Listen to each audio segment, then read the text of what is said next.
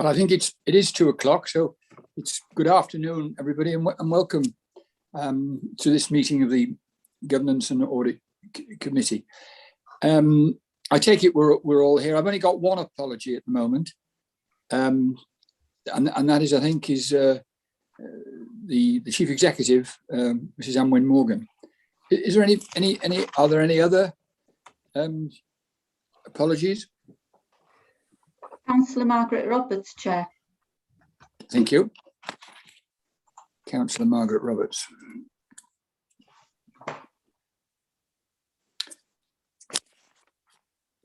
So with that, I think we'll move straight in. And I think the first thing I need is, do we have any declarations of interest?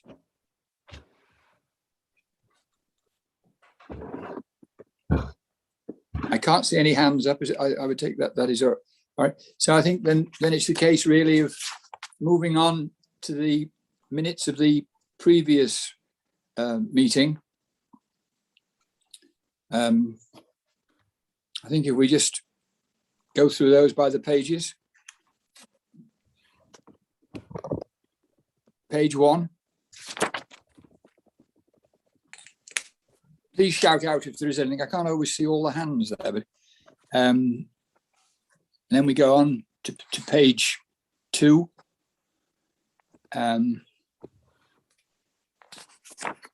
Page 3.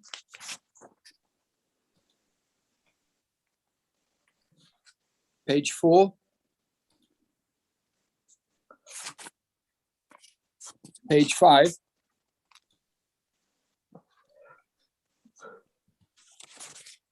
Page 6.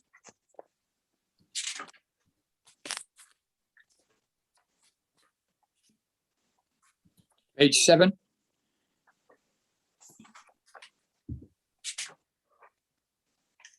Page 8.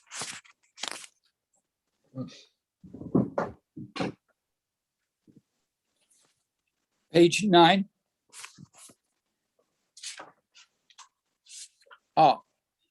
I can see a hand. I've got Dilwyn on page 9. Thank you, Chair. Actually, my question's about the last item on page 10, external audit programme. This originally showed that the work on the external audit of the accounts would be completed in September. As in the past, we've tended to publish the accounts in September. Have we had dispensation for an extension? And how has this come about, please? Who can I ask to respond to that? I'll answer, Mr. Chair, Mark. Thank you. Yeah, the deadline for completion of the accounts has been extended to the end of November, in line with what was agreed last year. There have been, I think, a few resource issues on the side of Wales Audit to complete all the accounts that across the whole region, which has slowed things down slightly. I'm not sure if Alan will confirm that or not. But the plan now is that the accounts will come back to the Audit Committee on the 20th of October, along with the auditor's opinion and ISA 260 report. And then we'll go on to the full council. I think later that month is the intention of the time, before the end of October. We have been told that Wales Audit Office have completed, or are planning to complete, the audit of some of the authorities by the end of September, some by the end of October, and some by the end of November. So we're sort of in the middle of the timetable that the Wales Audit Office are planning to complete. So to answer your question, yeah, we still comply with the law, because the Wales government have given this extension again to the 30th of November. Thank you very much indeed, Mark. I think that relays any fear that you have, Dilwyn. I think that it has been. I'm very sorry, Peter. I heard none of that. I'm trying to figure out what on earth I've got wrong on my screen. You can hear me now, though. I can hear Peter. I couldn't hear Mark, I'm afraid. Could everybody else hear me? I think that you gave a very concise answer. Dilwyn, to save going through it again, could you take it that I did listen to Mark intensely, and I was well satisfied that we are meeting all the requirements. There have been extensions, and that it will be complied with in the time that it's been allowed. Would you allow me to do that? Of course I will. Thank you very much. I'm trying to see what's the matter with my iPad. Thank you. All right. Thank you very much indeed.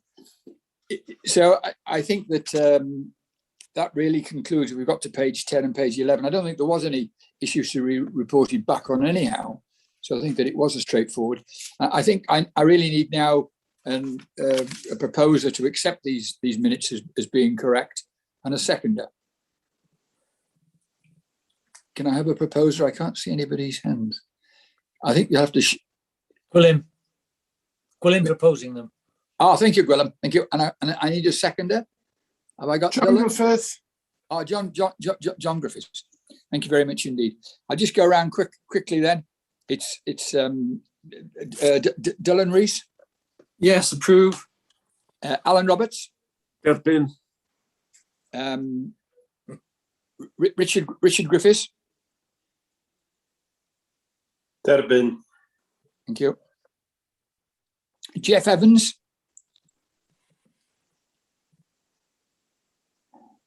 Jeff Evans.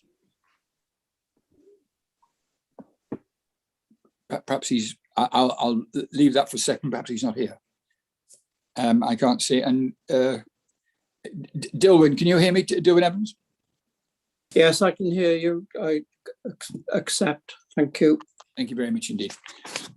I think that. Thank you very much indeed. We can now move on now to the third item, and I think is it Miss Lynn Ball? She's present? Is she? She's. Yes, Councillor Rogers. I think you're going to do three. What? Three of them, are you? These next reports. Yes, I am.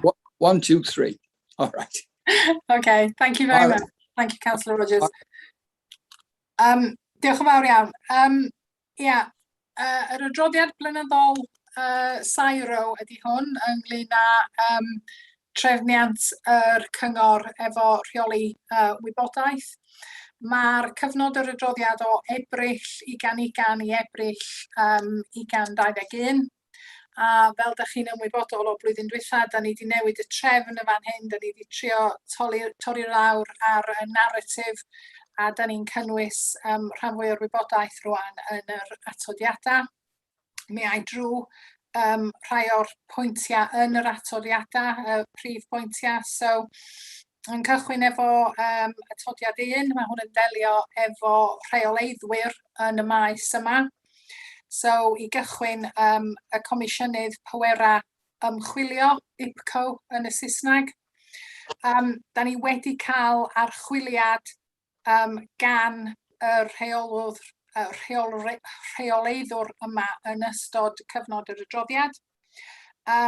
Mi oedd y canlyniad y barnwr yn un positif, oedd o'n fodlon gyda'r systema a'r prosesau mae gan y cyngor yn ei lle, a to'na ddim camau gweithredu yn codi o'r gwaith.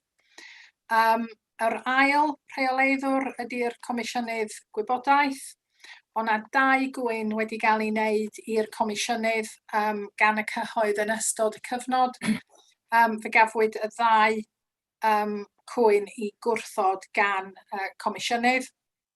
Ond mi o'na hefyd un apel yn erbyn penderfyniad y cyngor yn ystod cyfnod, a mi oedd yr apel yn llwyddiannus yn erbyn y cyngor. Y trydydd Comisiynydd Cymraeg Gwyliadwraeth, so Surveillance Commissioner fan hyn, to'na ddim cysylltiad yn ystod y cyfnod yr adroddiad efo'r Comisiynydd, ond fe welwch chi o'r adroddiad, nath y cyngor lot o waith yn y maes yma oherwydd bod ni wedi adnabod gwendida yn gwybodaeth ni ag yn prosesau ni. So, I gychwyn, fe wnaethon ni audit o'r systema yma, a'r staff sy'n gweithredu ac yn goruchwilio'r systema.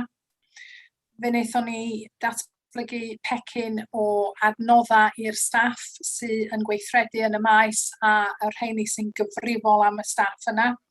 A mae'r pecyn o adnoddau yna ar intranet y cyngor, ac wrth gwrs mae hwnna yn cael ei diweddaru pen mae o angen. Ac hefyd, da ni wedi trefnu a wedi cynnal hyfforddiant i'r holl staff sy'n gyfrifol yn y maes yma, so mae hwnna i gyd wedi digwydd yn ystod cyfnod yr adroddiad. Yr unig peth fyswn ni'n tynnu i sylw'r Pwyllgor ydy bod yna bylcha hanesyddol yn y gwaith papur sy'n angen i cyfiawnhau rhai o'r systema yma.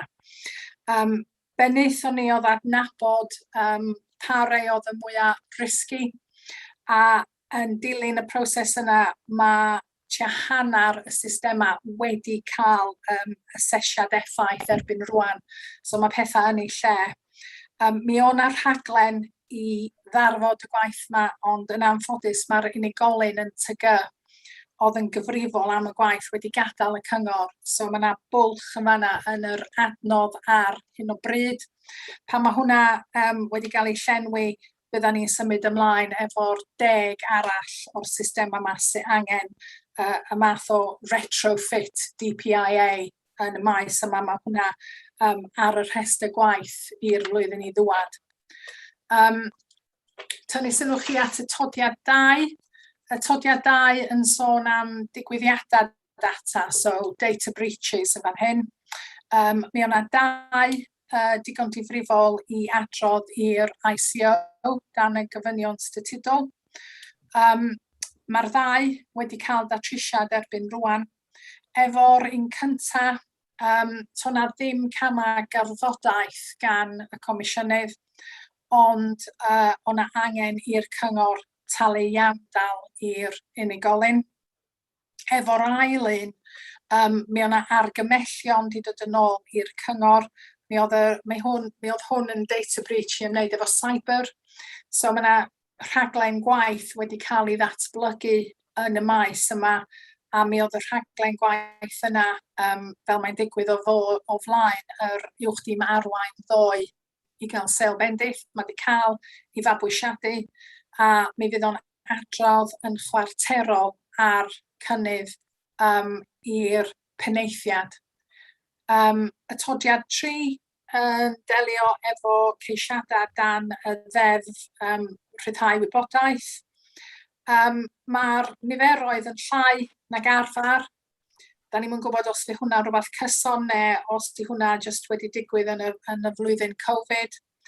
Ond mae yna 2 beth i adrodd yn benodol i'r Pwyllgor, a 2 beth o ddynwyd i ni wneud fel swyddogion gan y Pwyllgor blwyddyn diwetha. So'r cyntaf oedd bod ni yn rhoi mwy o wybodaeth yn yr adroddiad i chi am categoria o'r ymgeiswyr, a fe welwch chi bod hwnna wedi atodi i atodiad 3 o'r adroddiad. So fe gennych chi math o breakdown y fanna o lle mae'r ceisiadau'n dod. A wedyn yr ail beth o ddynwyd gan y Pwyllgor blwyddyn diwetha oedd i ni ail-edrych ar y cynllun cyhoeddi'r cyngor, hynny yw y publication scheme statudol, i weld os oedden ni'n gallu cyhoeddi mwy o wybodaeth dan yr egwyddor fysa hynna yn arwain at llai o ceisiadau.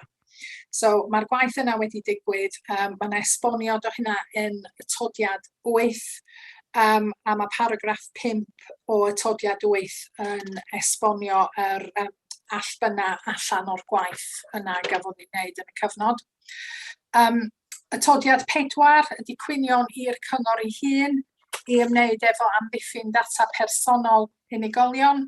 4 wedi derbyn yn ystod y cyfnod, 4 wedi cael ymchwiliad, a cwynion i gyd wedi gwrthod.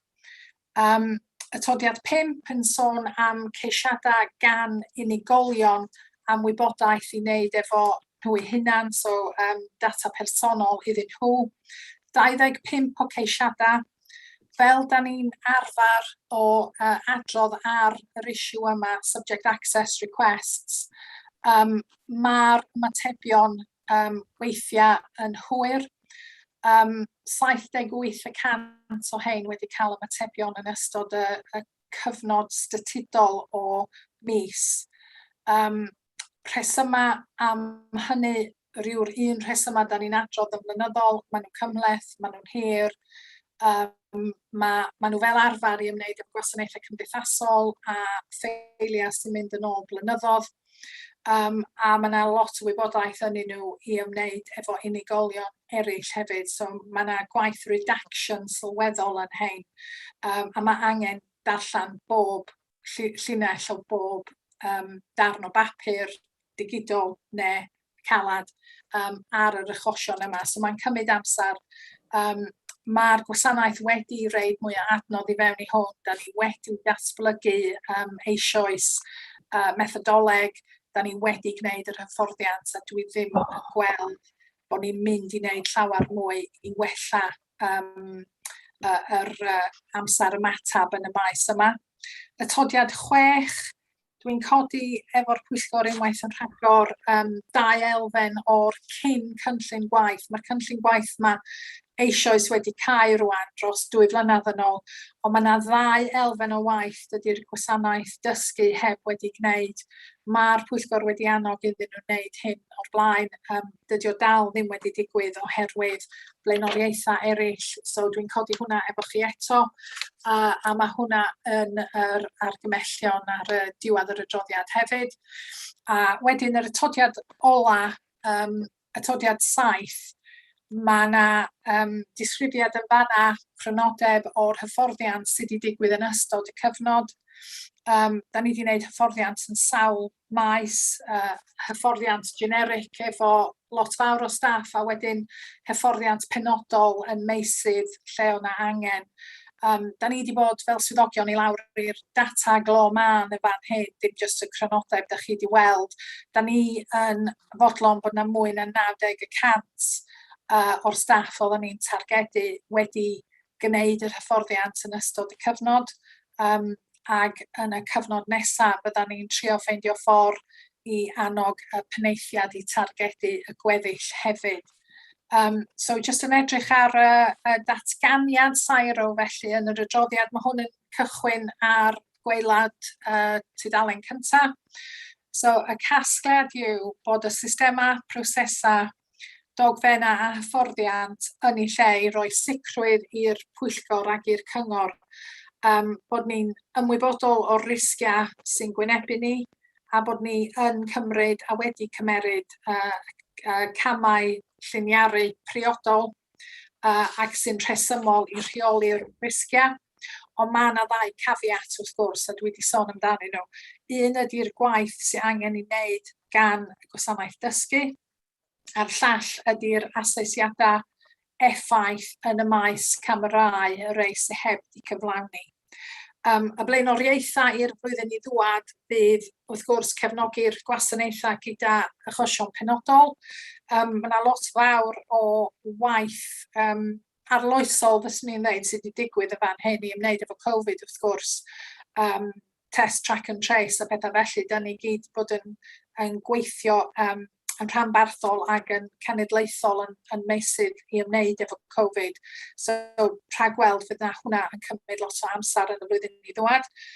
Hyfforddiant wrth gwrs arferol, ond hefyd pecyn penodol i penaethiad, da ni wrthi'n datblygu'r modiwl rwan, ac i fynd efo hwnna rhyw fath o system datganiad sicrwydd gan y penaethiad. Da ni eisiau datblygu y gofyn yna a wedyn hyfforddi arno fo ar 2 gweithredu efo'i gilydd.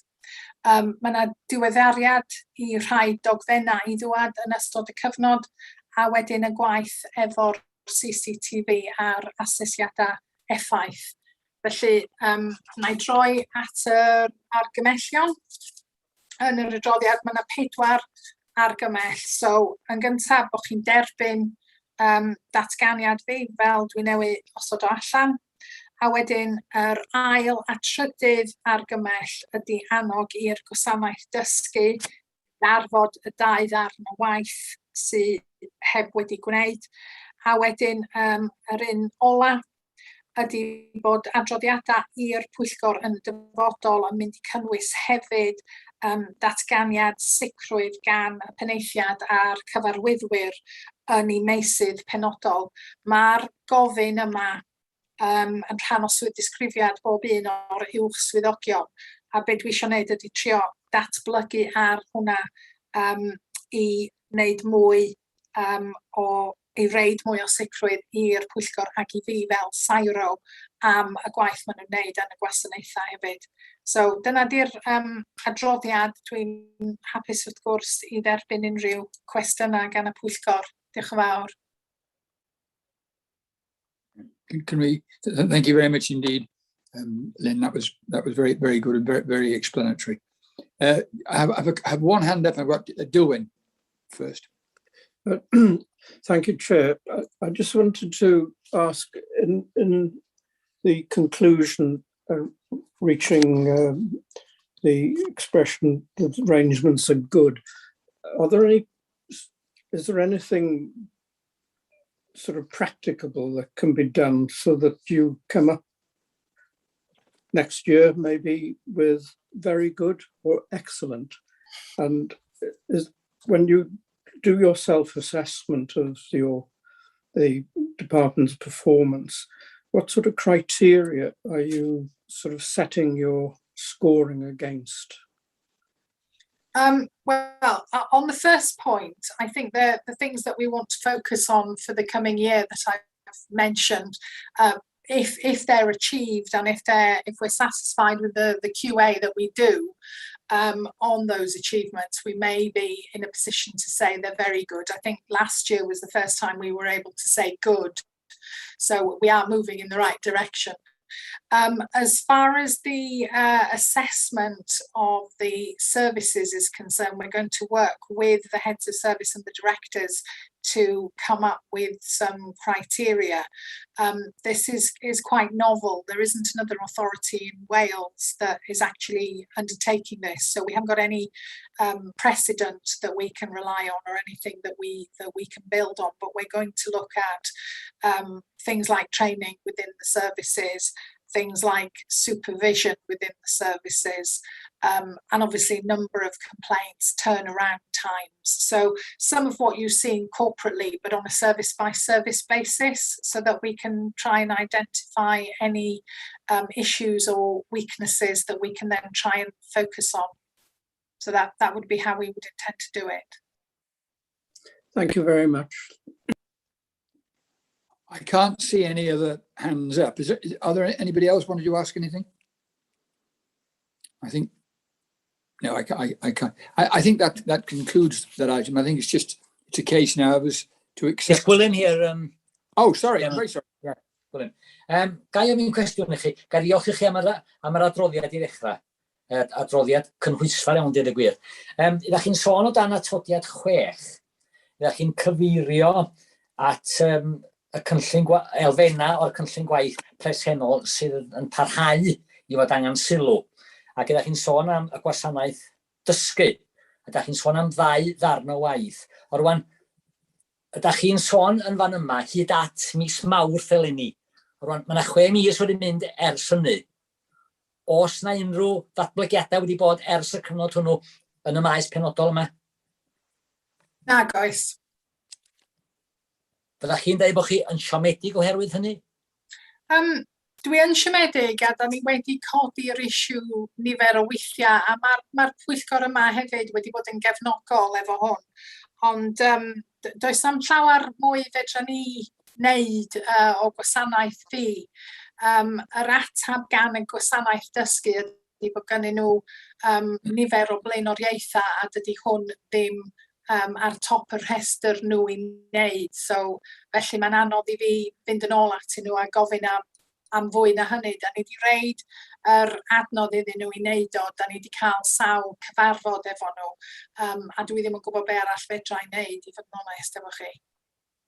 A does na ddim unrhyw ofynion statudol a medrwch chi i ddefnyddio i roi pwysau ar yr adran i wneud y gwaith? Wel, mae'r 2 elfen yma yn statudol. Mae yna disgwyliad iddyn nhw. Wel. Iawn. Diolch i chi am y wybodaeth yna. Thank you very much. Mr Chairman, Yes. it's John Griffith here. Come in. O'n i'n meddwl codi rhywbeth debyg oedd gwylyn i fi codi wan, lle. Ond dwi'n nodi yn eich argymhellion.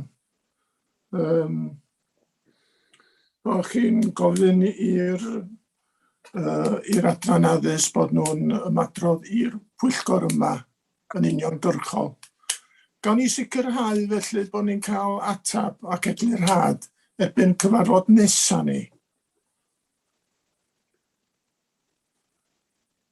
Erbyn cyfarfod nesa ar yr hwyrach ynde.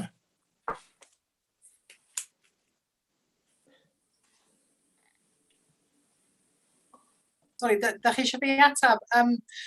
Be fyswn ni'n argymell bod chi'n cynnig hynna fel gwelliant i'r argymellion ac os oes na eilydd a'r pwyllgor yn cytuno, mi fysa hwnna'n reid gwydnwch i hwn, ia? Iawn, diolch. Mi na i hynny. Mi na i eilio cynghorydd John Griffith. So we now need to take a vote on that. We've got a proposer and a seconder. Can I go around then and start with Dylan Rees? Cefnogi, support. Alan Roberts? Cefnogi. Richard Griffiths? Derbyn gwelliant, Mr Cadeirydd. Jeff Evans? I don't think he's here. Dilwyn Evans? Agreed, thank you. So that has been passed then, and that will be implemented. We've I think Ms. Ball, now we've followed your thing and we've been round and it's been accepted that report is available. Thank you very much indeed. Thank you. I think that concludes. I think what you require us now to do is to accept your report on the recommendations. So can I have a proposer and a seconder, please? Dylan Rees, proposed, Chair. Thank you, Dylan Rees, and I've got a seconder. I'll second that, Mr Chairman. Richard Griffiths. Thank you. So I'll go around the members now, and I start with John Griffiths. Derbyn, accept. Alan Roberts. Derbyn. Gwilym Jones. Derbyn.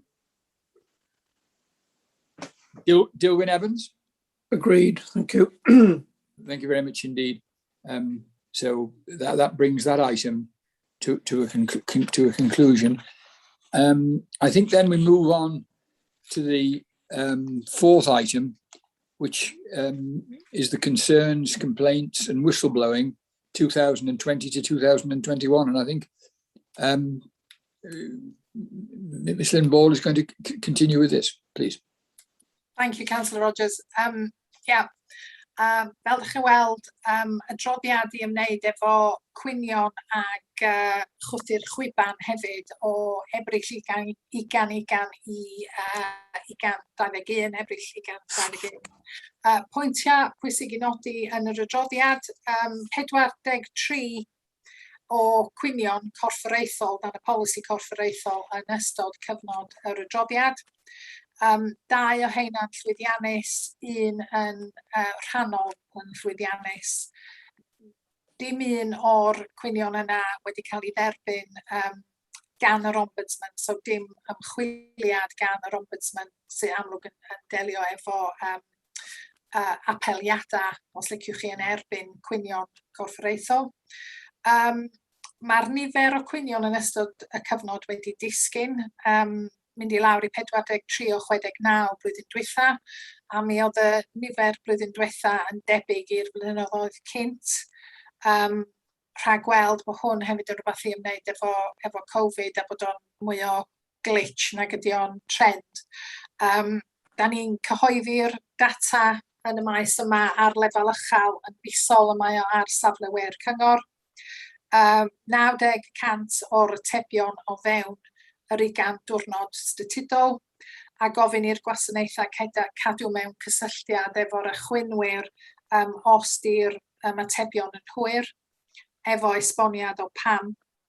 Fe welwch chi yn paragraff 8 o'r adroddiad bod na dadansoddiad o wasanaeth i wasanaeth ynglyn â'r 43 o cwynion.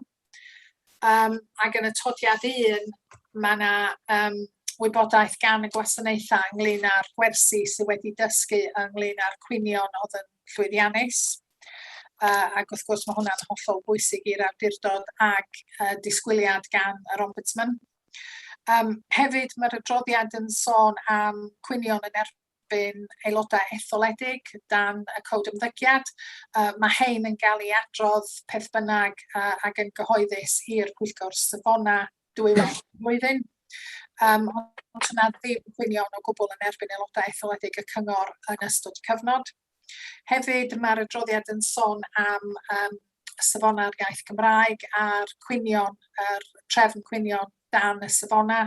Dyna ddim cwyn mewnol yn erbyn polisi'r cyngor yn ystod y cyfnod, a dim chwaith cwyn i'r Comisiyny'r Iaith chwaith, a mae hwn yn cael ei adrodd ar wahân mewn adroddiad blynyddol, a mae'r linc yna yn yr adroddiad i chi.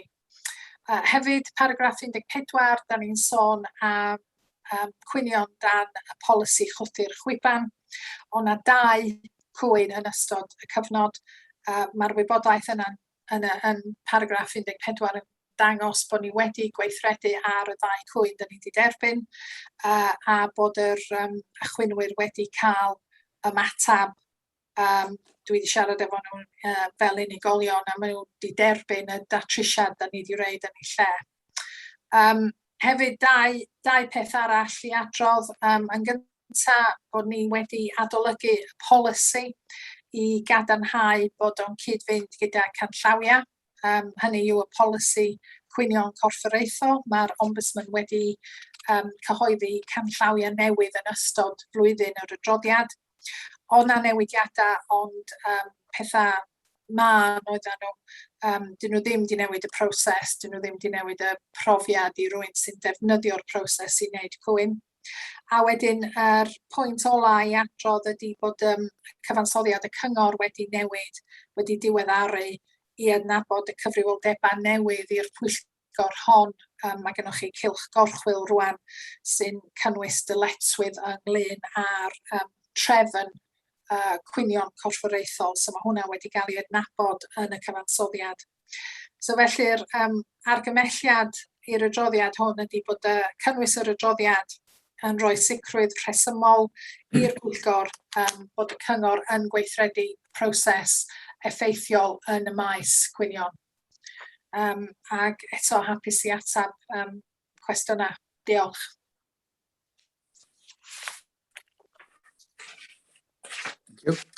Mr. Chair? Yes, I can hear a voice. Yeah, Richard, Councillor Richard Griffiths. Diolch i chi am adroddiad na, Lyn. Tudalen 27, da chi yn cyfeirio at cwynion am aelodau.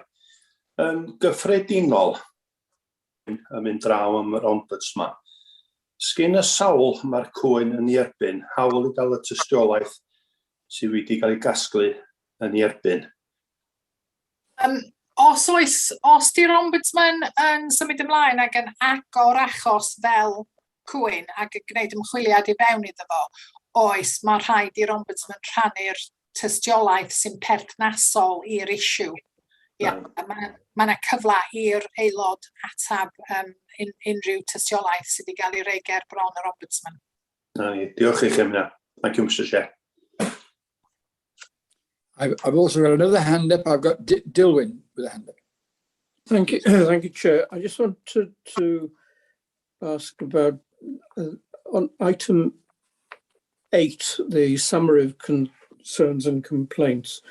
I see that as far as complaints are concerned, something like 2/3 of the complaints were against 3 departments.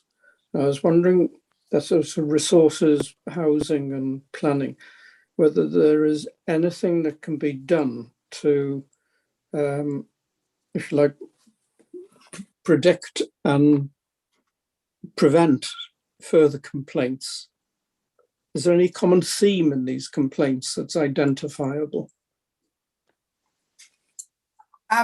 We do certainly ask the services complaints officers who are the ones who are obviously focusing on this area to identify any trends or issues. But we're not reporting on that in this report. We report on the complaints that are upheld, not the complaints that are lodged. Thank you. Thank you very much. I can't see any other hands. If I've missed anybody, can they shout out with another question? Otherwise, yes. Fine. John.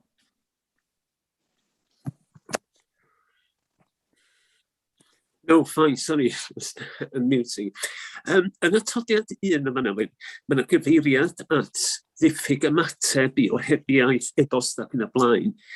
Os dwi'n gwrando ar y cyhoedd, mae hwn yn rhywbeth cyffredin sy'n cael ei ddeud bod na ddiffyg ymateb, diffyg cydnabyddiaeth ac yn y blaen.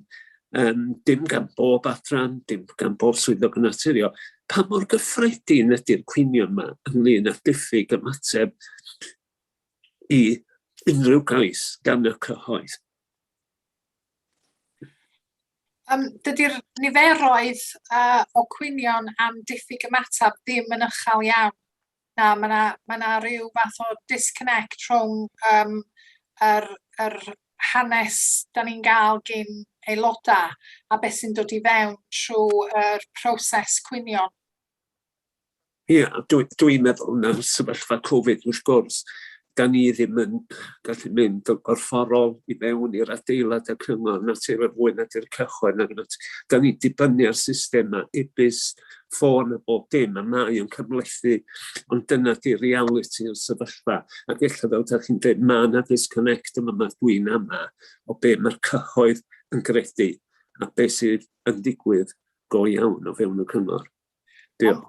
Ond hefyd, da chi yn ymwybodol, dwi'n meddwl bod y Prif Weithredwr wedi sôn am hyn o'r blaen, bod na proses yn mynd ymlaen ar hyn o bryd. Dwi'n meddwl bod hwn yn rhan o sgwrs efo briffio aelodau yn ddiweddar, bod na system teleffon newydd yn mynd I fewn i'r cyngor.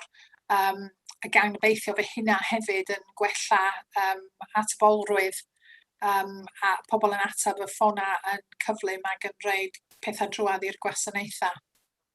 Dwi'n siŵr siarad... Dwi'n siŵr dwi'n siarad ar ran nifer rwan hyn bryd. Diolch, Len. Anybody else?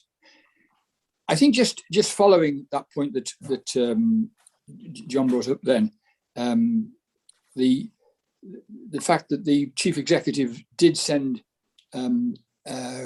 directions recently about the response time, from emails or from calls, particularly acknowledging them, within 2 or 3 days, and then also the letter. So it has been highlighted, and I think we're very glad if it's going to now improve, because there's nothing more frustrating, and it does let us down if we don't get those done. I think that brings that to an end, and I think that it's the recommendation is that the Mr. Chairman. Sorry. Yes. John Griffith. Yep. Dwi'n meddwl bod o'n peth braf cael nodi yn yr graff yma o dan eitem 8 yma'n hyn, lle. Bod na gymaint o ganmoliaethau wedi dod I fewn i'r cyngor. A dwi'n siŵr bod bob un nhw'n heddiannol iawn ac yn heddi cael ei gymaradwyo bob un, lle. Ond wrth gwrs nodi hefyd lle bod yna llawer mwy o ganmoliaethau na be o'na o gwynion. A mae hynna hefyd yn beth braf cael gweld. Dwi'n meddwl sa'n ni'n just gallu nodi hynna hefyd Diolch yn fawr. Thank you very much. Gai ategu hynna, Mr Cadeirydd, ac ytuno'n llwyr efo cynghorydd John Griffith. Mae'r gair, y geiriau sy'n yma o ganmoliaeth yn fwy, a mae rhaid i ni gofio lle mae yna gyfeiriad at gwynion.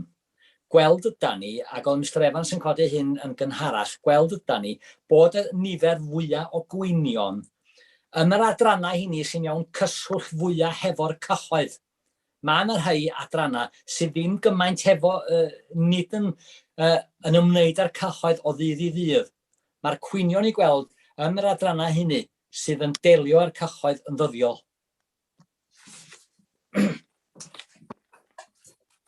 Thank you very much.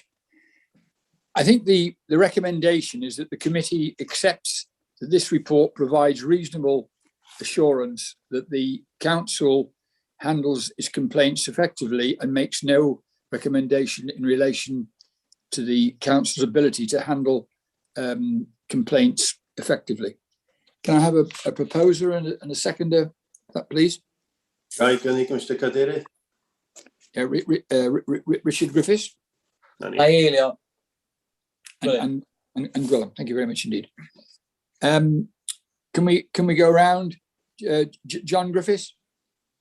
Derbyn. Derbyn. Dylan Rees. Yes, accepting. Can I just add on that last point highlighted by Councillor Gwilym Jones and Councillor John Griffith? The report shows that there's 4.5 times more compliments than number of concerns, which I think speaks for itself. Diolch. Thank you. I think only Dilwyn is I think I've been around everybody. Dilwyn. Okay, accepted. Thank you. Thank you very much indeed. All right, thank you very much. I think that we now move on again to the next item again is involved, and it's it's to inform the Governance and Orders Committee of the current situation with regard to the policy acceptance across the council. Please. Thank you, Councillor Rogers. Fel ydych chi'n ymwybodol, porth polisi ydi hwn, a mae hwn yn system digidol mae'r cyngor yn defnyddio i rhannu polisïau corfforaethol y cyngor a diweddaru nhw. Maen nhw ar gael i staff fel adnodd, ond da ni hefyd yn defnyddio'r system i sicrhau bod staff yn darllen prif polisïau y rei allweddol y cyngor, bod nhw'n atab cwestiynau, wedyn bod nhw'n derbyn y polisïau ag i gweithredu dan y polisïau. Mae yna 9 polisi penodol sy'n angen i dderbyn gan staff y cyngor unwaith bob 2 flynedd. Mae yna rhestr o heini yn yr adroddiad. Oherwydd Covid, cytunwyd yr uwch dim arwain i oedi'r porth polisi yn mis Mawrth 2020, a wedyn fe wnaethon ni ail cychwyn mis Medi blwyddyn dwytha. So mae'r adroddiad am cyfnod o flwyddyn, ond mae'r blwyddyn yn dechrau'n hwyrach nag arfer. Fe welwch chi yn 3.1, mae o'n adnabod y polisïau a dderbynwyd yn ystod cyfnod yr adroddiad, so 5 polisi, a mae atodiad un yn dangos y lefel o cydymffurfiad. Mae'r lefelau yn uchel, maen nhw'n canol yn 90au. Yr unig issue ydy y gwasanaeth tai. Mae hwn wedi bod yn issue ers peth amser. Mae'r nifer yn dilyn y porth polisi yn yr adran tai yn llai na'r gwasanaethau eraill, ond mae gennym ni patrwm y fan hyn o'r uwch dim arwain yn codi'r issue efo'r pennaeth gwasanaeth, a da ni'n cael adroddiad bob 8 wsos ar y porth polisi fel uwch dim, a wedyn mae'r tîm tai yn dal i fyny. So yn ystod cyfnod o flwyddyn, maen nhw yn dal i fyny. So dwi ddim yn pryderu yn ormodol am y patrwm yna, mae o yn digwydd. A da ni'n meddwl y rheswm bod y patrwm yma wedi datblygu ydy bod cymaint o'r staff yn y tîm yna yn gweithio allan o'r swyddfa. Dyn nhw ddim o flaen y cyfrifiadur drwy'r dydd yn y swyddfa, ond maen nhw yn dal i fyny. So mae'r lefelau cydymffurfiaeth dros y sefydliad i gyd yn eitha sefydlog, dros y 4 mlynedd diwetha lle mae'r porth polisi wedi bod yn cael ei gweithredu. Yn ystod cyfnod yr adroddiad hefyd, da ni wedi dilyn peilot newydd i rheolwyr, so di dewis 4 polisi ychwanegol sy'n perthnasol neu mwy perthnasol i rheolwyr nag ydi o i mwyafrif o staff. Mae hynna wedi cael ei dewis gan yr uwch dîm. Mae paragraff 3.2 yn yr adroddiad yn sôn am be yw'r polisia sydd wedi cael ei dewis, a wedyn y todiad 2 yn dangos lefel cydymffurfiad. 99% ar 2 o'r polisia, 93% ar un arall, a mae yna 1 yn mynd allan ar hyn o bryd. Mae yna 2 isiw benodol i codi efo'r Pwyllgor. Da chi wedi clywed y cyntaf yma sawl gwaith erbyn rwan. Mae gennym ni nifer o weithwyr yn y cyngor o gwmpas 700 o weithwyr sydd heb mynediad i'r porth polisi. Cytunwyd blwyddyn diwetha efo'r Pwyllgor fysa ni yn gweithredu system lle fysa aelodau'r staff heb mynediad yn dod i fewn i siambar cyngor i cael hyfforddiant ar y prif meysydd. So adnabod be oedd angen rheidiol iddyn nhw yn eu gwaith. A wedyn dod â nhw i fewn a gwneud sesiynau hyfforddi wyneb i wyneb efo nhw, mynd trwy cwestiynau efo nhw yn yr un modd ar porth polisi, a wedyn cael pobl i arwyddo i fyny i'r polisia. O hwnna wedi paratoi, dyddiadau wedi trefnu, y gwaith papur di cytuno efo pennaeth gwasg oedolion, ond wedyn fe hitwyd gan Covid. So, oherwydd hynny, nath o ddim digwydd, a diolch yn edrych yn debyg fe hwnna'n symud ymlaen rhyw bryd cynnar oherwydd bod ni dal ddim yn gallu dod y pobl i fewn i'r siambar i hyfforddi nhw. Da chi'n gwybod eisoes bod yna dim atab digidol i'r isiw yma heb costa sylweddol. So, felly, fyswn ni'n dweud bod symud hwn ymlaen on hold, dim jyst am y flwyddyn sydd wedi bod, ond efallai am y flwyddyn i ddod hefyd. Mae'r adroddiad yn nodi bod o'n pwysig adnabod bod nifer o'r meysydd yn y porth polisi hefyd yn rhan o hyfforddiant i staff. Ond wrth gwrs, dydy hynna ddim yr un lefel o sicrwydd a y porth polisi na dod y staff i fewn i gyfarfodydd a gael iddyn nhw arwyddo i fyny ar ôl cael yr hyfforddiant, ond dwi angen codi hwnna efo chi fod yn hollol dryloyw bod yna isiw byth efo hwn. Yr isiw arall codwyd cynt, dwi'n meddwl bod ni wedi cael datrisiad i hwn wrth weithio efo adnoddau dynol. Hynny yw gweithwyr sydd ddim yn cyflogiedig gan y cyngor, ond maen nhw dal yn defnyddio systema ni. Weithiau staff asiantaidd, mwy aml pobl sy'n gweithio ar y cyd efallai rhwng Môn a Gwynedd, ond nhw ddim yn cyflogiedig gan Ynys Môn. Da ni wedi trefnu system a mae hwnna yn gweithredol rwan. A da ni yn fodlon bod hwnna'n gweithio'n iawn. So dwi'n meddwl bod y problem yma wedi cael datrisiad. So felly y camau nesaf ydy adrodd i'r uwch dîm arwain ar y polisïau corfforaethol pan ddaw y 9 sy'n allan ar hyn o bryd i ben. A wedyn hefyd mynd adroddiad i'r uwch dîm arwain ar y peilot i'r rheolwyr, ond pan mae hwnna wedi darfod, mae yna un allan fel ddudais i ar hyn o bryd, pan mae hwnna wedi darfod, fyswn i eisiau mynd allan i'r rheoleiddwyr a gofyn iddyn nhw am mewnbwn gennyn nhw ar nath o weithio oedd o'n ddefnyddiol, be maen nhw eisiau weld, be fedrwn ni'n neud i helpu, cyn mynd i'r uwch dîm arwain. Ond yr argymell yn yr adroddiad ydy dim mwy na nodi'r sefyllfa presennol, ond wrth gwrs, os oes gennych chi ryw sylwadau neu argymellion i fi, dwi'n mwy na hapus wrando. Diolch yn fawr. Thank you very much indeed.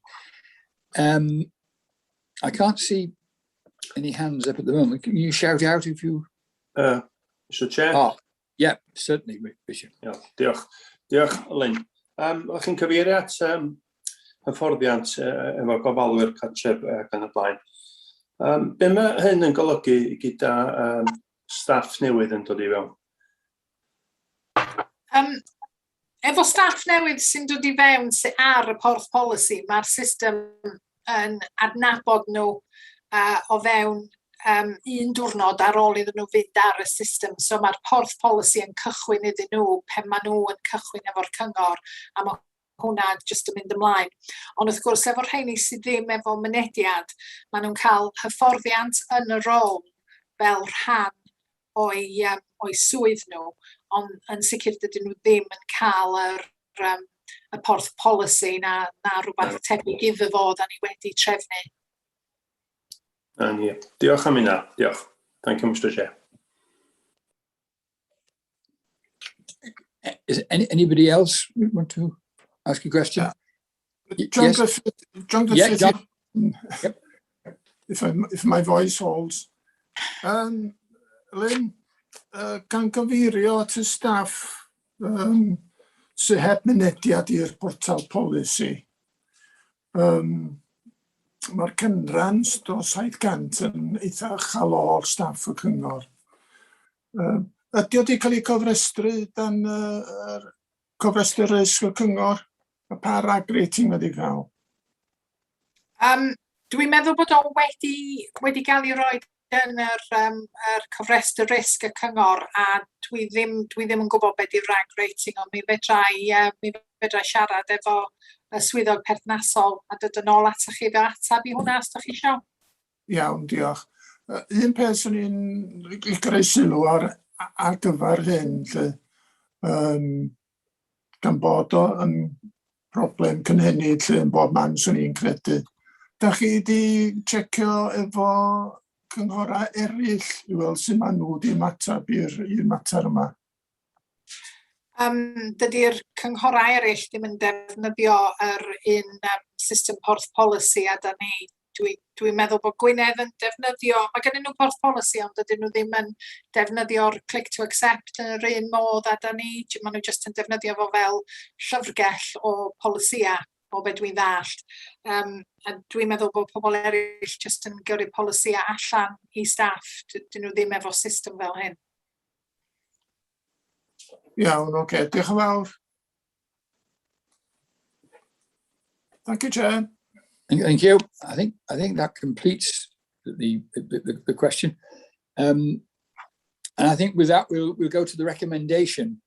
And the recommendation is that the committee is requested to note the current position with regard to policy acceptance across the council. And I need a proposer and a seconder. I need a proposer first. I've got John Griffiths. Yes, propose. Yep. Thank you. And I want a seconder as well. Colin Roberts, second. Sorry? Colin Roberts, second. Oh, sorry. Fine. Thank you very much indeed. So I'll go round now. Dylan Rees. Derbyn, accept. Gwelym Jones. Derbyn. Richard Griffiths. Probably Richard's on mute, is he? I had to go out for a minute, Mr Chair. Accept. It's all right. Thank you. Accept. Sorry. Diolch. And Dilwyn. I accept, thank you. Thank you very much indeed. I think that concludes your role now, Ms. Ball. Thank you very much indeed. You've waded through 3 quite interesting documents there. Thank you very much indeed. I think that we now go on to the Audit Wales on to 6, and it's the external audit, the financial sustainability assessment, and I think this is going to be given. I think welcome, Mr. Alan Hughes, is it? Yes, thank you, Chair. I'll be certainly presenting the next two items. My colleague Bethan Roberts, who's with us today, will be taking us through the workforce planning report, and then it's probably quickly back to myself for item 9, letter to the chair, if that's okay with you. That's terrific. Thank you very much indeed. Thanks. I ddechrau fo, so ni'n cael cychwyn ar asesiad cynaladwyedd ariannol. Y peth i adnabod y fama di bod hon yn adroddiad positif, ond mae heriau dal yn parhau lly. O edrych ar y cynnwys yr adroddiad ar dudalen 3, y prif darganfyddiadau yw bod gan y cyngor dealltwriaeth da o'r sefyllfa ariannol, bod chi wedi darparu gwasanaethau o fewn y gyllideb, ond fel nes i gyfeirio at yn gyntlu bod sawl her ariannol yn parhau. Beth swn i licio neud gyntaf, di mynd â chi yn sydyn i dudalen 6, a welwch chi fanna bod arddangosyn 2 yn dangos fel mae'r cyllid ychwanegol gan Llywodraeth Cymru wedi helpu gyda effaith uniongyrchol Covid ar y cyngor a cynghorau eraill hefyd wrth gwrs. Mae yna gosta ychwanegol, mae yna golled incwm, mae o wedi ariannu gan Llywodraeth Cymru heblaw am elfen fach sydd wedi ystyru. Ac mae yna hefyd arian ychwanegol yna ar gyfer trawsnewid digidol ac arbedion a chyflawnwyd lly. A mynd ymlaen i'r rhan nesaf adroddiad, mae cynyddu y cyllidebau mae'r cyngor wedi wneud yn ddiweddar yn enwedig ar y rhai hefo gwasanaethau galw, gwasanaethau gofal, wedi rhoi y cyngor mewn lle da i ddarparu gwasanaeth o fewn y gyllideb gyfan. Ac yr dyraniad cyllideb ychwanegol ma yn 2019-20 a 2020-2021 yn rhan bwysig iawn o'r llwyddiant yna. Mae'n bleser hefyd, swn i'n tybio adrodd bod y cronfa gyffredinol bellach ar lefel targed.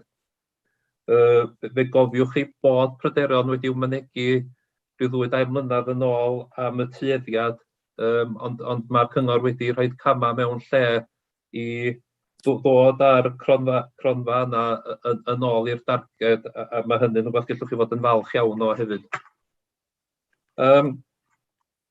Mae yna ryw gyfurnod ar dudalen 9 am y cyngor yn defnyddio 300,000 o arian wrth gefn i falancio cyllideb 2021-2022.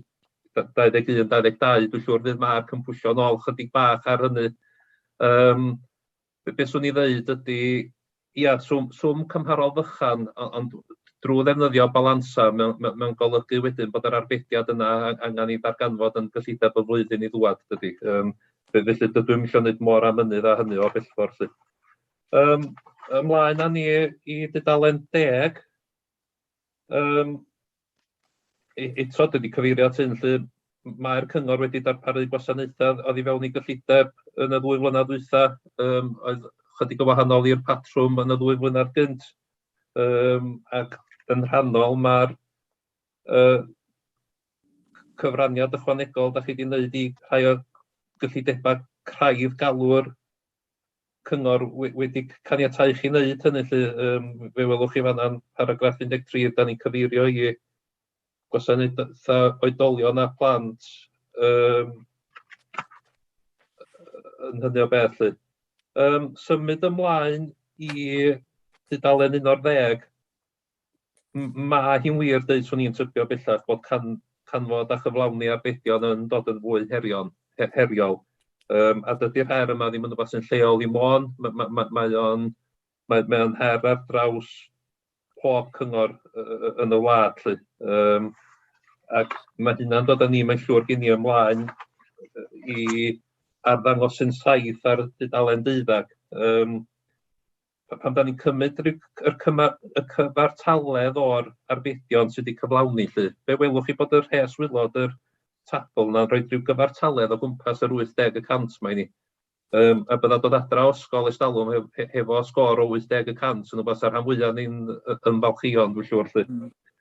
Yr unig health warning na i ddeud am hyn ydy, sbiwch ar rhes gynta'r tabl ar ddangosyn 7 y fanna. Mae'r cyngor o dro i dro wedi bod yn ceisio cyflawni arbedion o gwmpas tua 2 filiwn a hanner.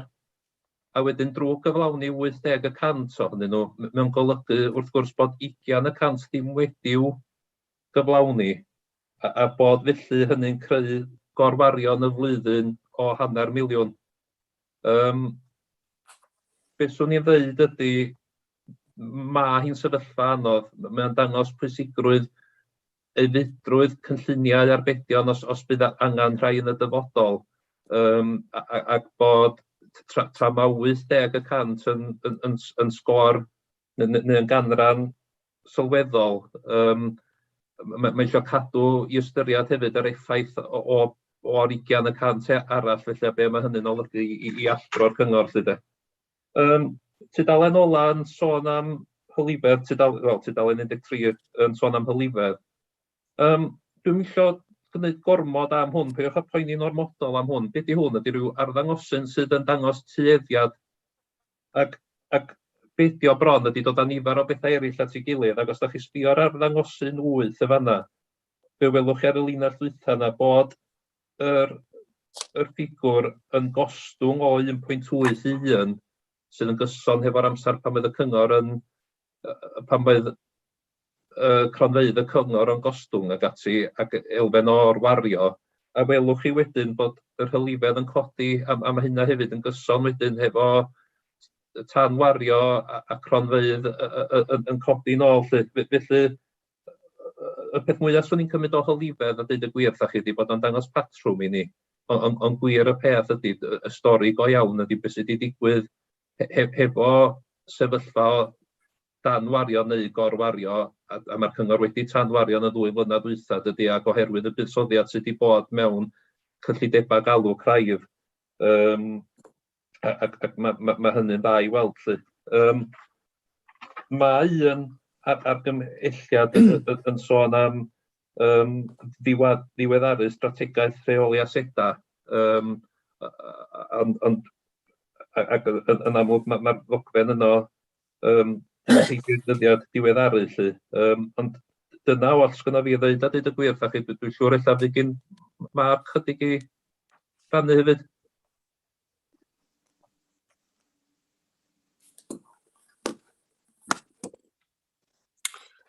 Diolch yn fawr, Alan. Dwi'n meddwl bod hwn yn adroddiad cefnogol iawn o'n trefniadau ariannol ni, a dwi'n ddiolchgar i Swyddfa Archwilio Cymru am ei sylwadau a i grynhoi y sefyllfa yn yr adroddiad yma. Dwi'n meddwl bod o'n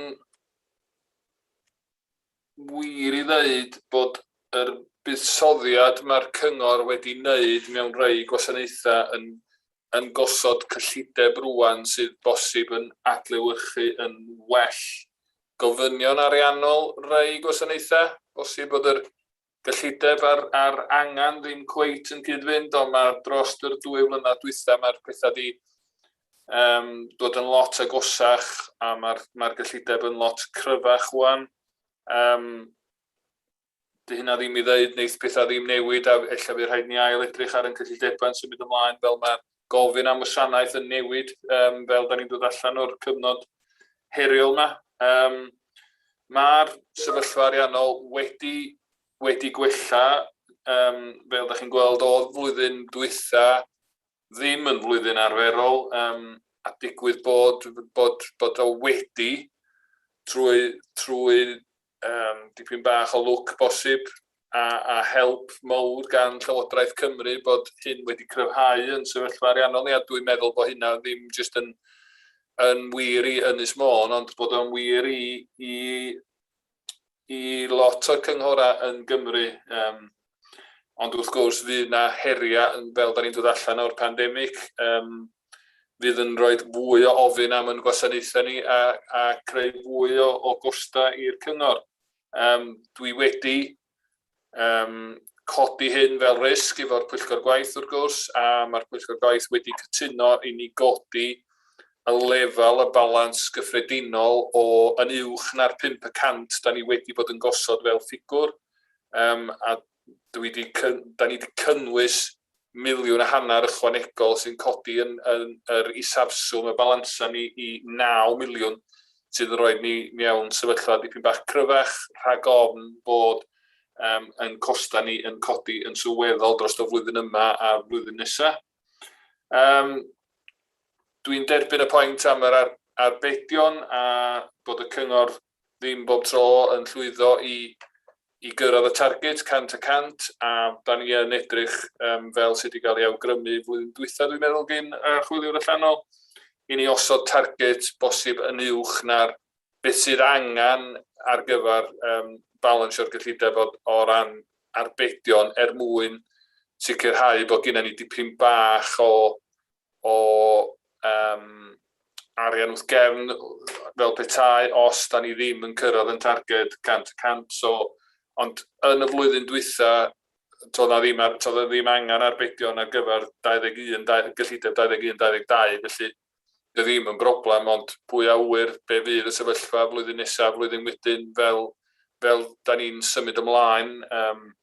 Gobeithio gan i well syniad gan Llywodraeth Cymru ar ôl diwedd mis Hydref yma, oherwydd nhw wedi derbyn i ffigurau 2 mlynedd gan y Llywodraeth y Llundain, a bosib fydd nhw mewn sefyllfa i roi well syniad mwy tymor hir i ni be ydy sefyllfa ariannol nhw a faint fydd nhw'n ariannu Llywodraeth leol yn symud ymlaen. So mae hwnna'n eto yn rhywbeth i cadw mewn golwg cefn yn penna ni pe da ni'n edrych os da ni'n edrych am arbedion. A jyst i nodi yr dangosydd 8 sydd ar y tudalen paragraff 17. Dwi'n derbyn bod o'n trio dangos rhywbeth, dwi wedi wneud y pwynt i Alan, dwi'n yn siŵr be mae'n trio dangos ac ydi o werth, ond mae o, os da chi'n cymeryd y ffigurau, yn dangos bod yn sefyllfa ariannol ni wedi cryfhau dipyn bach, a mae hynna'n cydfynd efo ffigurau eraill sydd yn yr adroddiad. Felly, ar hynna, jyst un pwynt arall ar yr argymhelliad i diweddaru yr cynllun rheoli asedau, mae hwnna ar y gweill ar hyn o bryd. Da ni'n trio gweld sut da ni'n plethu yr strategaeth neu'r cynllun yna efo strategaeth cyfalaf y cyngor, cos mae'n bwysig bod y ddau ddogfen yn cyd-fynd efo'i gilydd. So, mae yna fwy o waith i ni blethu'r ddau gynllun at ei gilydd, ond dwi'n gobeithio fydda ni yn weddol fuan medru dod ymlaen neu fydd yr cynllun yn dod i'r Pwyllgor gwaith i fabwysiadu fel y cynllun ar gyfer rheoli yn asedau ni am y 5 mlynedd nesaf. Diolch yn fawr, Mr. Cadeirydd. Thank you very much indeed. I've got 2 hands that I've registered. The first one I think is Dylan Rees and then Richard Griffiths. Thank you, Chair, and thank you to Mr. Hughes for the report. And it's very encouraging to hear him describe it as a positive report. So that is really good to hear. And Mr. Hughes has actually answered the question that I wanted to raise, which is in relation to sort of the council's failure to deliver planned savings of 100%, and they've sort of fallen to 86% the previous year and then 79% the last year. And I was going to ask, is that a trend around the rest of Wales with the local authorities? And he's already pointed out, yes, it is, that local authorities across Wales are finding it very challenging to actually identify and deliver savings. And my comment would be that, okay, we're not hitting the 100%, we're only sort of hitting around the 80% mark, but when we're already cutting services to the bone, it's very difficult to actually deliver the savings to the full extent that we've tried to identify. And I think the reality is, moving forward, if we're forced to identify savings, well, yes, if our arm is being twisted around our back, we're going to have to try and do it. But when you've cut services to the bone, it's increasingly difficult to deliver those planned savings. And I think that's the reality of the situation. Diolch yn fawr. Thank you. Alan, did you want to respond to that at all? I think it was as much a statement from Cynghorydd Dylan Rees as much as anything. We do see other councils experiencing similar difficulties delivering saving schemes.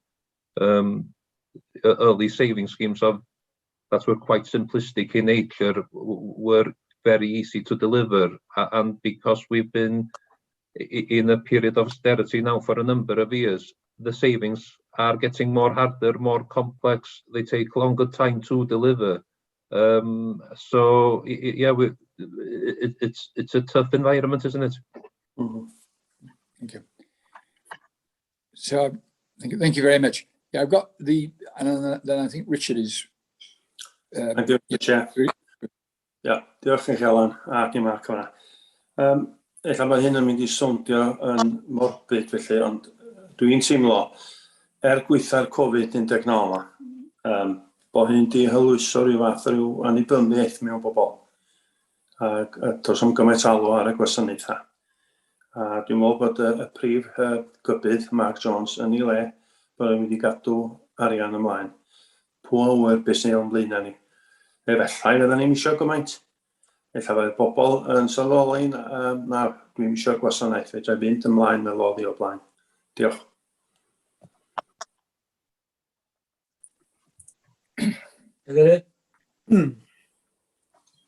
Gwilym.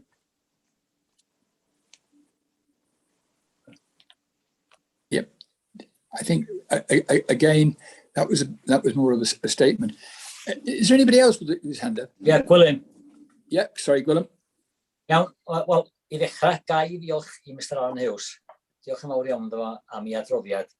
I godi'n calon I dipyn bach yn de, a fo'n sôn am 80%, ac fasa fo'n reit hapus fyna fo, a swn i'n cytuno fo, dod o'r ysgol ers dalwm ar y 80%, ond ar ôl deud hynna, be fydda'r athro'n deddol I ddeud wrtha I oedd da, ond gellir gwneud yn well. Dyfyllio fydda athro yn deud rhai yn ysgol Archwilio ers dalwm, ond dyna fo, stori arall I honno.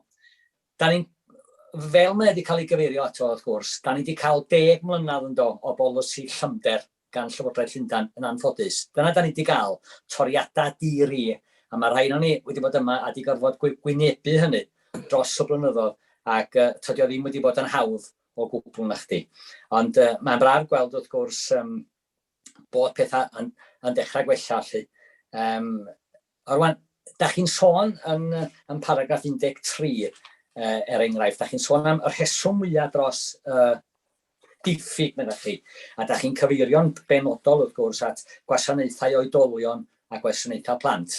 A da ni'n gweld, fel da chi wedi cyfeirio chi'n, da ni'n gweld yr un math o batrwm drwy awdurdodau eraill hefyd, yn sicr ni yma yng Nghymru, ond drwy wledydd Prydain, a bod yn hollol onast felly.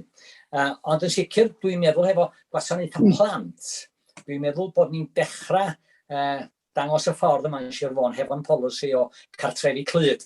Ac mae yna awdurdodau eraill yn gweld beth da ni'n ei wneud, a maen nhw'n falch o weld y broses, a mi da ni erbyn hyn yn gallu cynorthwyo awdurdodau eraill yn sicr efo hynny. Un mater, os o'n i'n awyddus I godi, gella mae Mr Mark Jones fas am ei atab hwn, da ni'n sôn am y sefyllfa dros y 19 mis dwytha yma.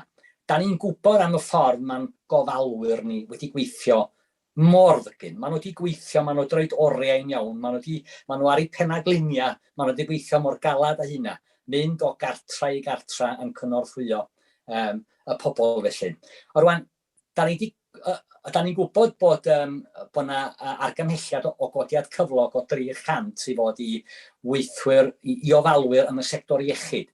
A dwi fath o mod I yn deall bod hwnnw wedi cael ei wrthod gan y sector iechyd, y 300 yna, gan y gofalwyr. Rwan, byddai'r marc yn nghywiro fi os dwi'n anghywir. O rwan ta, os ydy'r gofalwyr iechyd os ydy'r gofalwyr iechyd yn mynd I gael 300 neu rhywbeth tebyg, faint da chi'n rhagweld fydd o gofalwyr yn y sector gofal yn ei gael, a faint yn ychwanegol basa hynna yn ei olygu I ni yma yn Sir Fôn. Diolch yn fawr. Wrth gwrs mae gennym ni ddau fath o ofalwyr sy'n gweithio ar gwasanaethau ar yr ynys, staff y cyngor ei hun, a wedyn mae gennym ni staff sydd yn gweithio i'r darparwyr sector breifat sydd yn gweithio ar gontracta i ni. I ddechrau fo'n staff yn hunan, mae'r cynnig terfynol sydd wedi cael ei wneud gan y cyflogwr ar codiad cyflog i staff yn gyffredinol y draws y cyngor ydy 1.75%.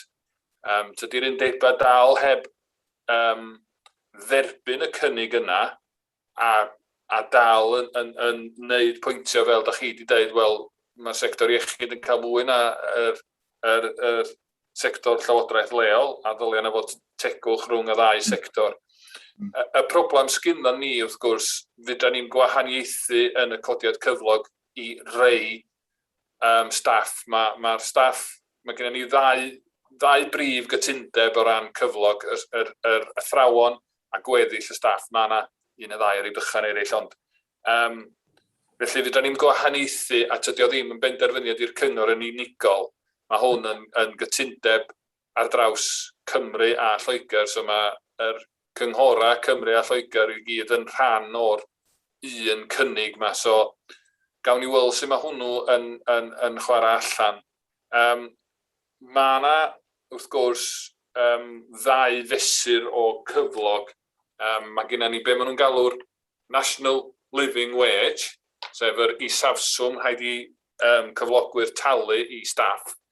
A wedyn be maen nhw'n cael ei alw'r Real Living Wage, sef be mae'r National Living Wage Foundation yn deud ddylia yr isafswm i rywun yn Cymru, Lloegr, yn Brydain yn gyffredinol angan fel taliad yr awr i gallu byw o leia yn uwch na'r diffiniad tlodi, illa, sa chi'n licio dweud o fel. Mae'r cyngor, wrth gwrs, yn talu i staff i gyd yn uwch na'r ffigwr Real Living Wage, so mae staff y cyngor yn teuddu yn cael well cyflog na staff yn y sector breifat. Wrth gwrs, mae o fyny i bob darparwyr preifat penderfynu be ydy lefel cyflog i staff nhw. A bosib mae yna rei, dwi'n isio rhoi lawr, neu cael ei nodi bod fi'n dweud bod y sector breifat yn talu'n wael, cos dim yna beth dwi'n dweud, ond yn gyffredinol mae yna debygolrwydd, mae cyflog y gofalwyr yn y sector breifat yn dipyn bach yn is na'r cyngor. Wrth gwrs, fydd yna alw yn dilyn y pandemig i cyflog yn gyffredinol codi i ofalwyr. Os mae hynna'n digwydd, a da ni wedi gweithio allan pyn bach yn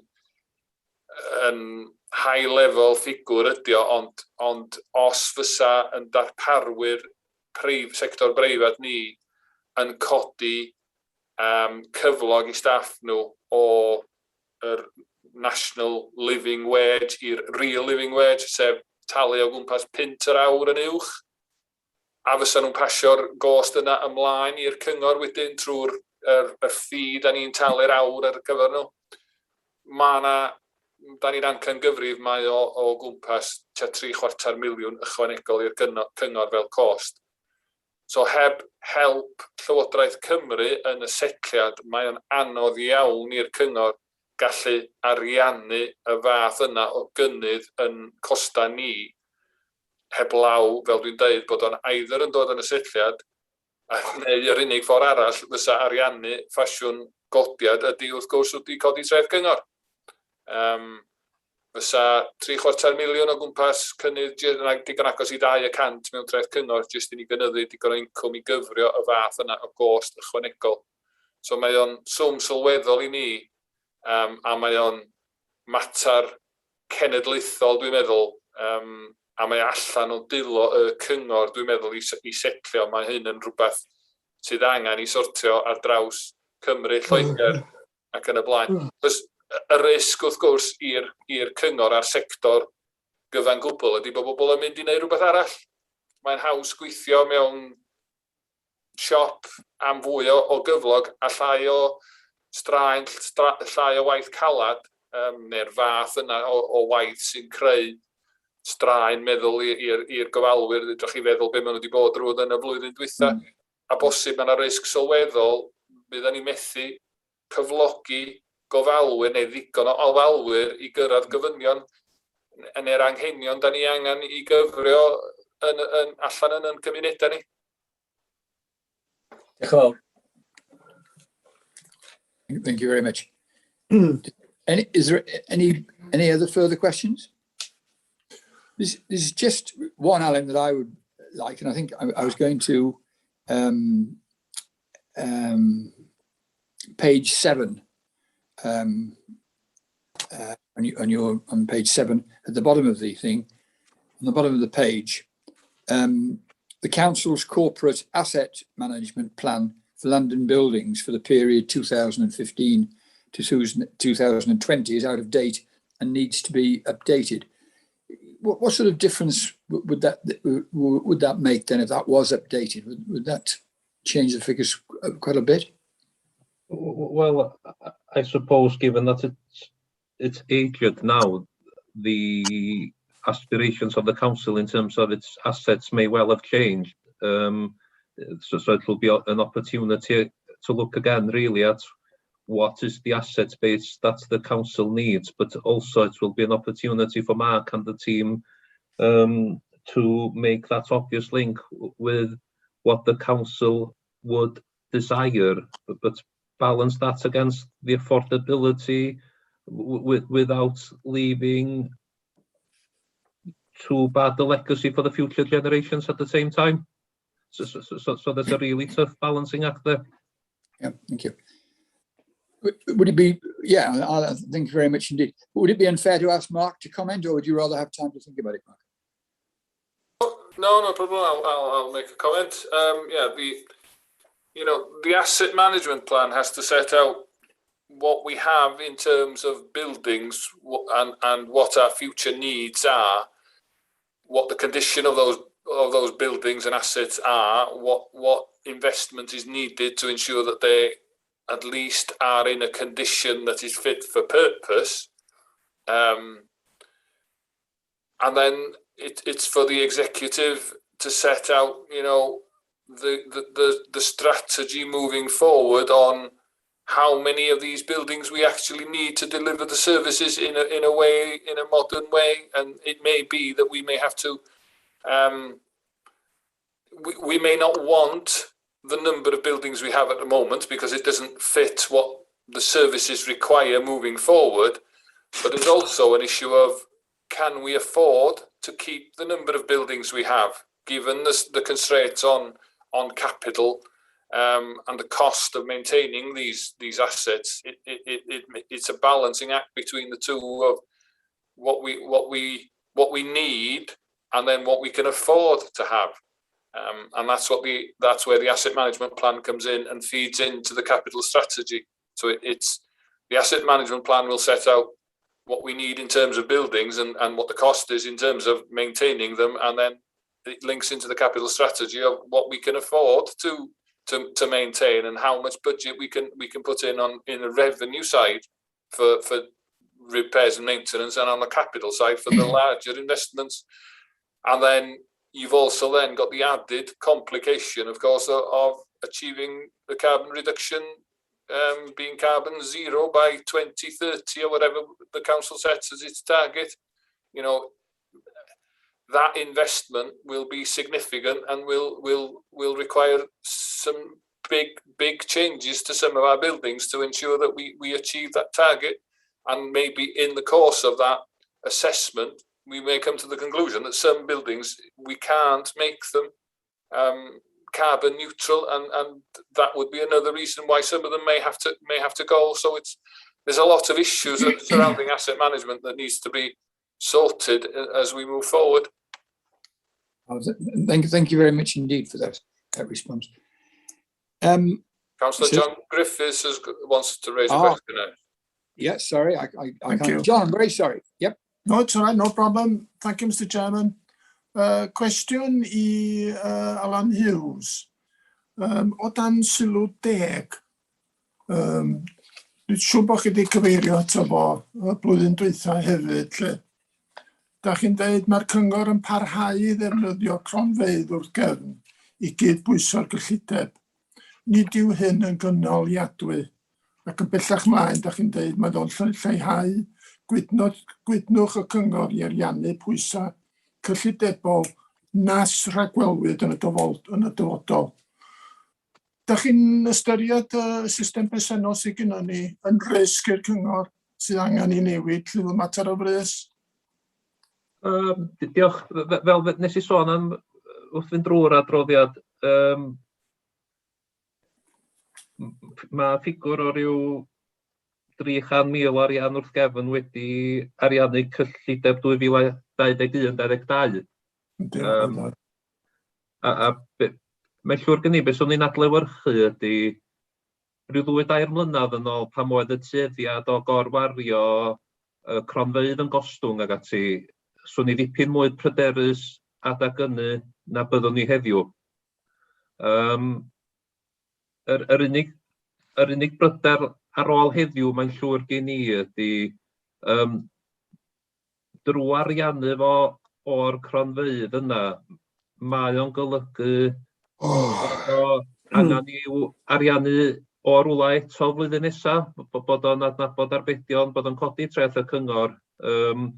Dwi'n meddwl na hefo hwn nes I wneud y cyfeirnod I, do'n i'n eisiau wneud mater mawr o'r peth lle, ond mae o'n... Ia, so mae fwy o broblem rhyw 2 mlynedd yn ôl nag ydi o lenni. Diolch yn rhywbeth sa rhywun yn hyrwyddo, ond diolch yn diwedd y byd chwaith, ia? Iawn, diolch o'r lle. Just y gair cynaliadwyedd yn nghael I ac o'n i'n meddwl lle fel o'n i'n dweud lle o'n i'n meddwl bod yna llynad hefyd yna. Is it okay for me to make a comment as well, Mr. Chairman? Sorry, very sorry, didn't go. Yeah.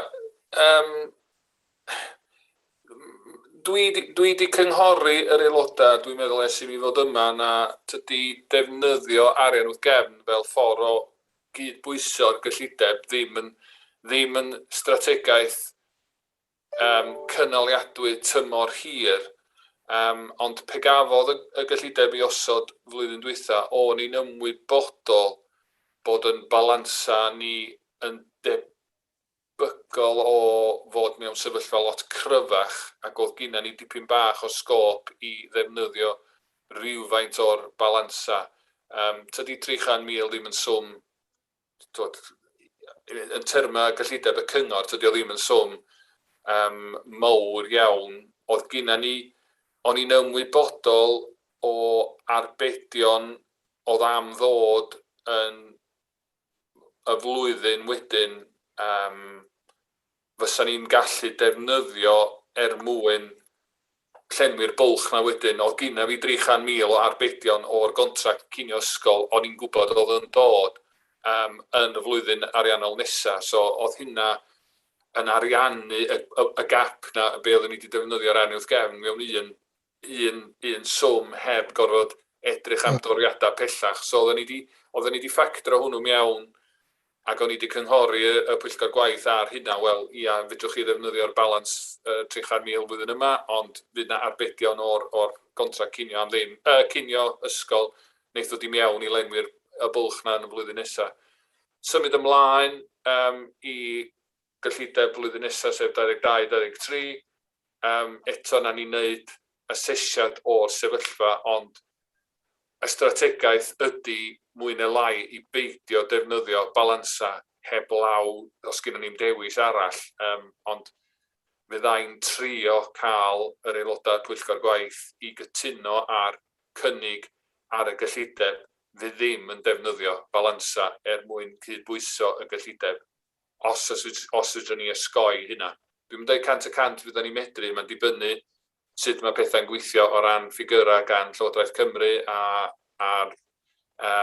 sut mae'r gyllideb yn edrych ar faint o gap sy'n ar rhwng y cynnydd yn y gyllideb a'r swm ychwanegol gawn ni gan Llywodraeth Cymru a swm ychwanegol fydden ni greu trwy codi y dreth cyngor.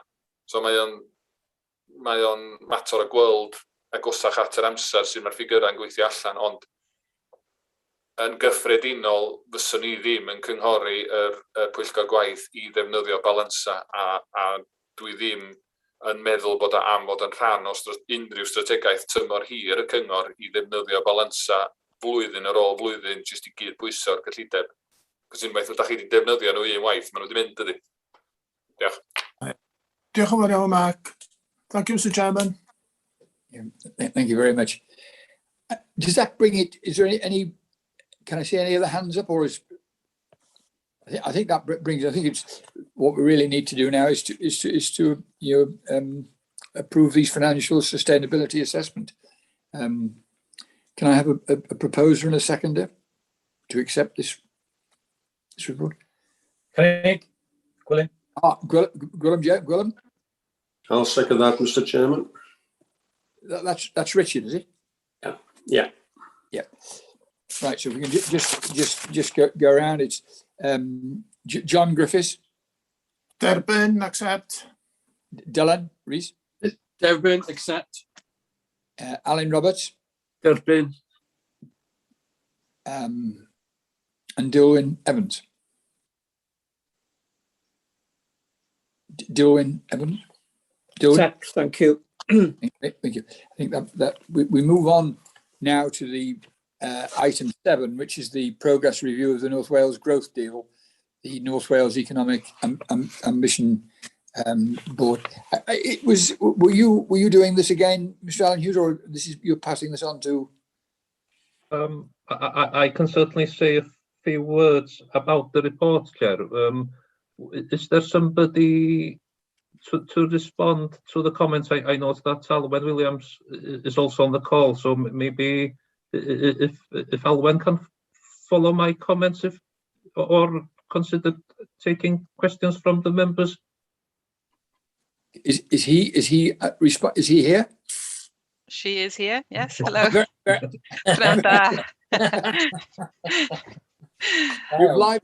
You've livened the meeting up.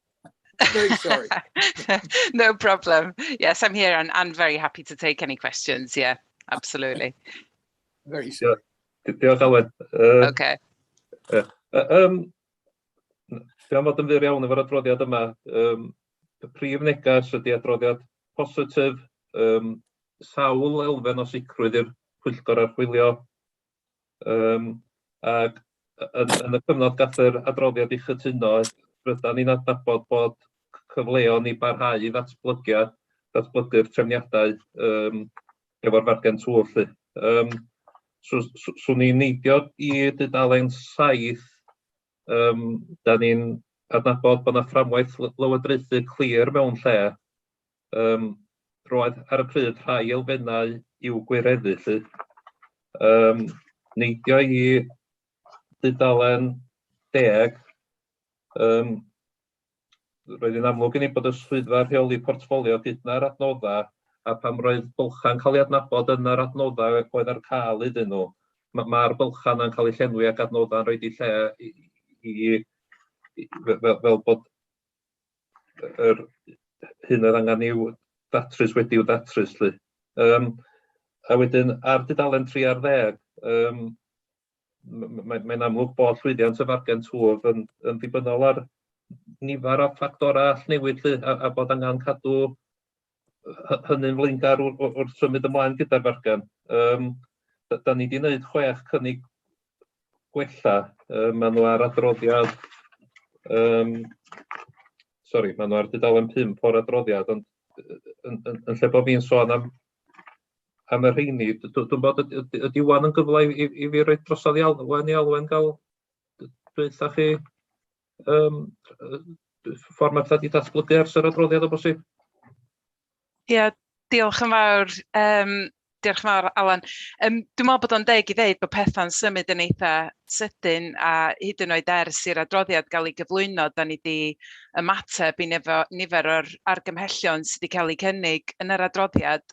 A mae'n debyg fydd na fwy o gynnydd wedi cael ei wneud eto erbyn i adrodd yn ôl ar diwedd y flwyddyn ar yr 6 argymhelliad sydd wedi cael ei wneud. A hefyd, o ystyried Covid a Brexit, mae'r sefyllfa economaidd wedi newid ac yn parhau fod yn hyblyg, swn i'n dweud. Mae'r argymhellion nath gael ei roi yn ei blaenau yn argymhellion oedden ni fel swyddfa raglen yn cytuno'n llawn hefo nhw. Doedd na ddim byd oedd allan o'r arolwg ac yr argymhellion nath gael ei gyflwyno fel doedd na ddim byd oedd yn fraw i ni, neu doedden ni ddim yn ddisgwyl, ac mi oedd na nifer o'r argymhellion yn ddarna o waith oedd wedi cychwyn yn barod. Dwi'n meddwl o edrych yn ôl ar yr arolwg, a hwn oedd yr arolwg cyntaf i ni i'w gael gan Archwilio Cymru ers i ni sefydlu'n hunain fel swyddfa portffolio ar gyfer y bwrdd uchelgais.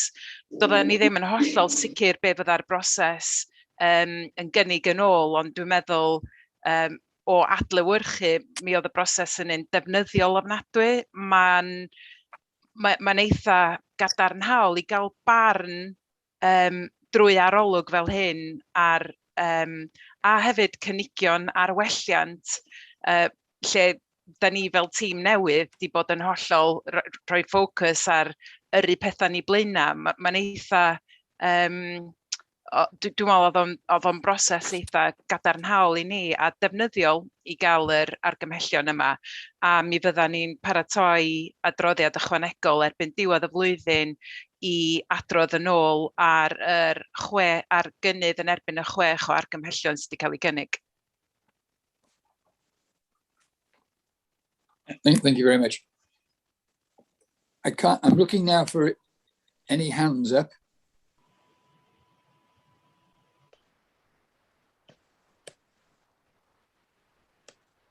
I can see Dilwyn is.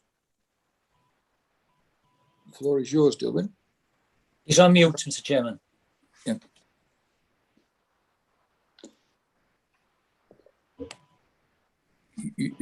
You're on mute, Dilwyn. Sorry.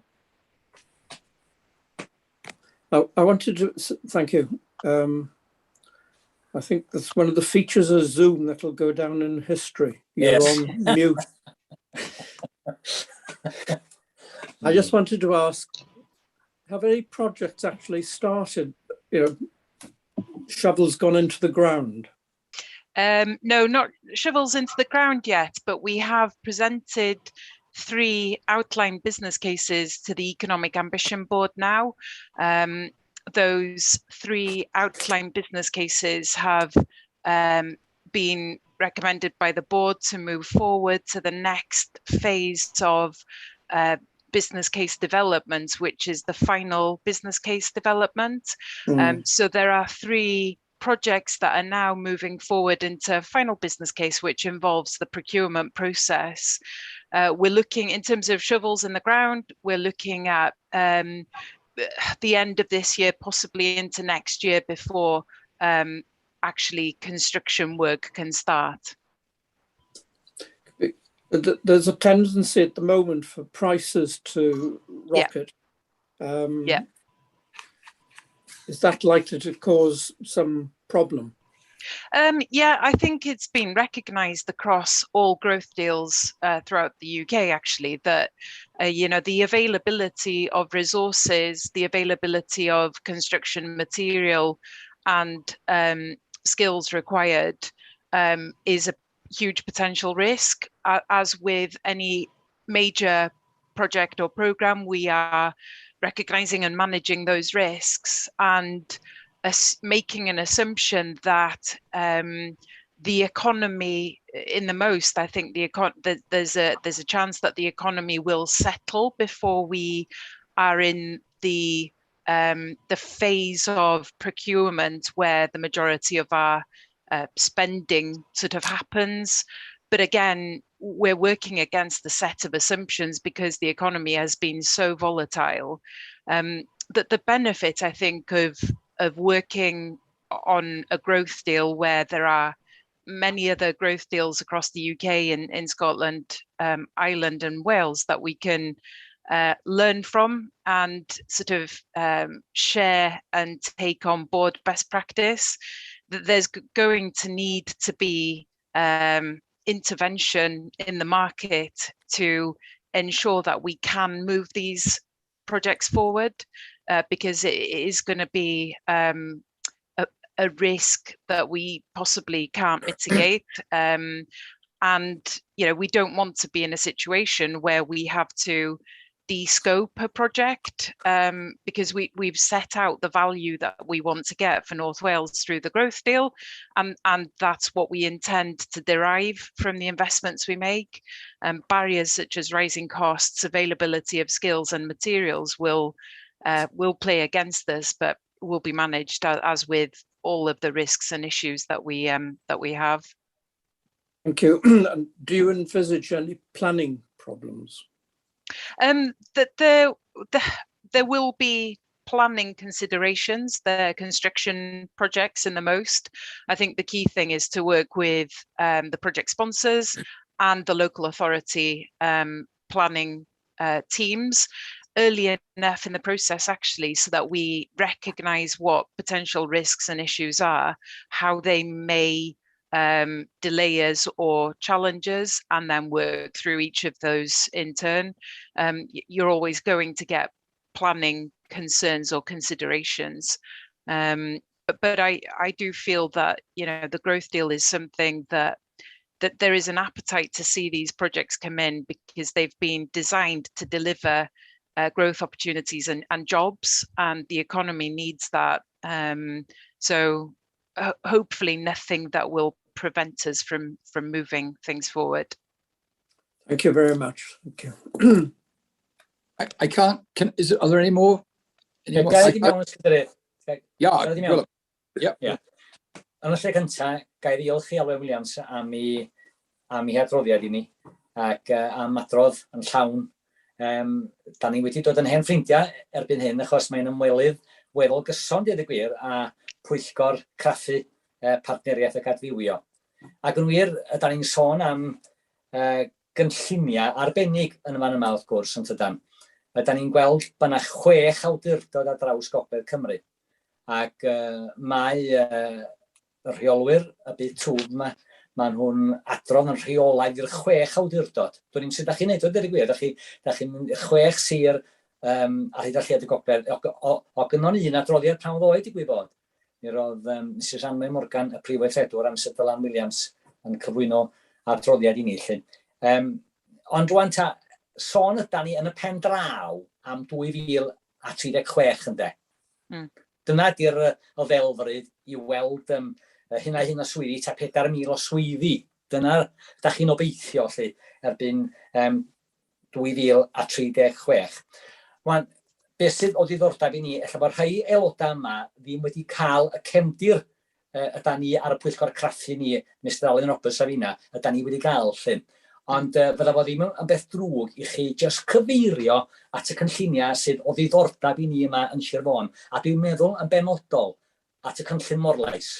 Ie, mae yna cynllun Morlais yn gynllun sydd yn ymwneud hefo cynhyrchu ynni di-garbon gan ddefnyddio llif y môr mewn ffordd, y tidal stream. Mae o'n gynllun sy'n buddsoddi drwy'r cynllun twf yn yr is-adeiledd sydd wedyn yn mynd â ynni sy'n cael ei gynhyrchu yn y môr gan ddefnyddio llif y môr, yr tidal stream, ac yn trosglwyddo'r ynni yna o'r môr i'r grid, a dyna fydd buddsoddiad y cynllun twf yn y cynllun mwy, sef cynllun Morlais. A dwi'n meddwl na bydd mwyaf cynllun Morlais ydy mo'n cynhyrchu trydan carbon isel, neu ynni carbon isel, ond mae hefyd yn denu sylw gen gwmnïau technoleg sy'n creu y dechnoleg sydd yn mynd I fewn i'r môr I greu yr ynni yma. Mae'r cwmnïau yma hyd a lled y byd yn edrych tuag at Gymru, Gogledd Cymru a cynllun Morlais yn benodol I ddod â'i cynnyrch nhw, I ddod â'i technoleg nhw yma i gael i dreialu fo, i weld os di'n gweithio, fel bod nhw wedyn fel cwmni yn gallu buddsoddi mewn creu y cynnyrch yma fel fatha cynnyrch commercial mewn ffordd. Felly swn i'n dweud, y cyntaf o'i fath yn y byd o ran cynllun morlais, mae o'r cynllun y cyntaf o'i fath ar y byd, hefo Ynys Môn yn cael y sylw yma, yn cael y cyfle i roi'r cynnig i'r gwmnïau technoleg yma ddod â'i cynnyrch ata ni yn y gogledd. A hefyd cydnabyddiaeth o beth sgynna ni fel adnodda naturiol sydd yn helpu ni i greu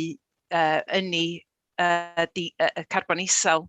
Felly mae'n gynllun heriol, ond cynllun sydd yn mynd i ddod â lot o fuddiannau, nid yn unig yn lleol, ond yn fwy ar hyd a lled y gogledd, swn i'n dweud, ac ymhellach na hynny. Diolch yn fawr iawn chi am hynna. Ac os gael Ms Cadeirydd, jyst sôn hefyd at y cynllun porth yng Nghaergybi. Rwan, ydyn ni'n sôn am morlais, a mae hwnna yn gynllun sy'n cael rhyw fath o flaenoriaeth yn tydi, mae o reit uchal ar y rhestr gynnwch chi. O rwan, cynllun tymor hir ydy'r cynllun porth. Fasa chi'n gallu ymelaethu chydig ar beth gynnwch chi yn y cynllun yna yng Nghaergybi? Ie, mae yna ddwy ran i'r cynllun yn y porthladd. Mae angen gwaith wedi wneud ar y morglawdd yn un peth. Mae'r morglawdd yn bwysig iawn i sicrhau dyfodol y porthladd yng Nghaergybi. Mae yna waith i angen i wneud i adnewyddu'r y morglawdd mewn un darn, ond y darn sydd a fwyaf o ddiddordeb gen y cynllun twf ydy'r darn dwi'n yn gwybod beth o'n Gymraeg, land reclamation, y darna sydd yn edrych tuag at sut allwn ni ddefnyddio yr tir o gwmpas y porthladd i greu swyddi newydd, i ddenu tenantiaid newydd i'r porthladd, i fod yn denant sydd yn gallu creu swyddi at genedlaethau'r dyfodol ac i ddatblygu y diwydiant o gwmpas y porthladd. Felly mae yna ddwy ran iddo fo, mae un yn ddibynnol ar y llall. Mae'r buddsoddiad o fewn y morglawdd, mae dyfodol yr porthladd yn ddibynnol ar hynny. Ond beth sy'n dod wedyn ac ar yr un amser, mae'n debyg, ydy'r datblygiad yma o gwmpas y porthladd a gobeithio creu y swyddi tymor hir, swyddi gwerth uchel a swyddi ar gyfer cenedlaethau'r dyfodol o gwmpas y porthladd yn rhan cyffroes o'r cynlluniau hefyd. Diolch yn fawr iawn i chi. Mr Chair? Only Robert.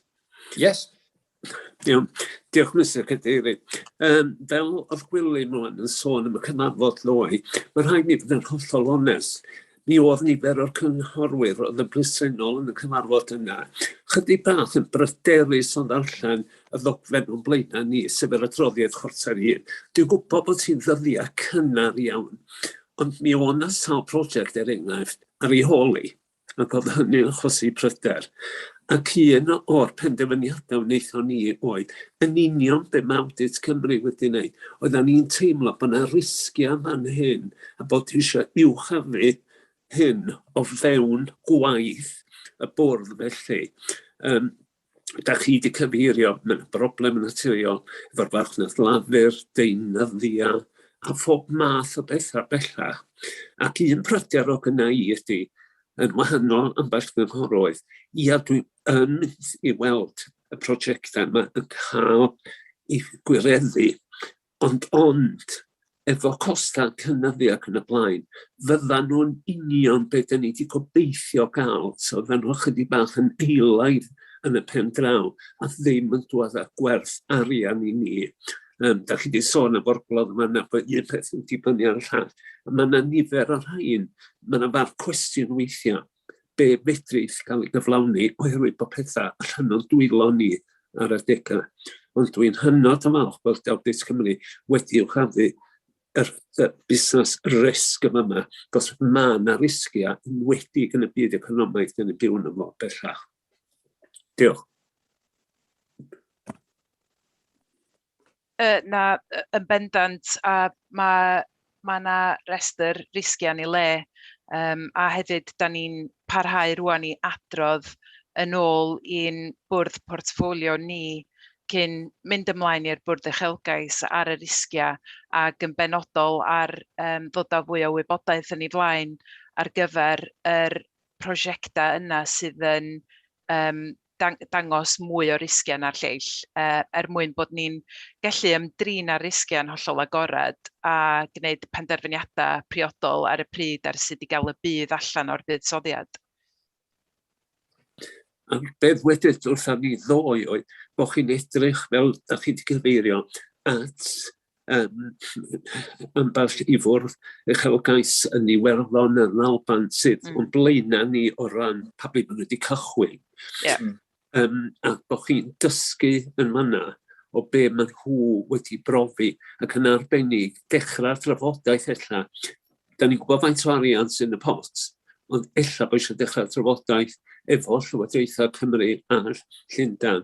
Gwrandwch, mae pethau wedi newid, ella bydd angen mwy o arian.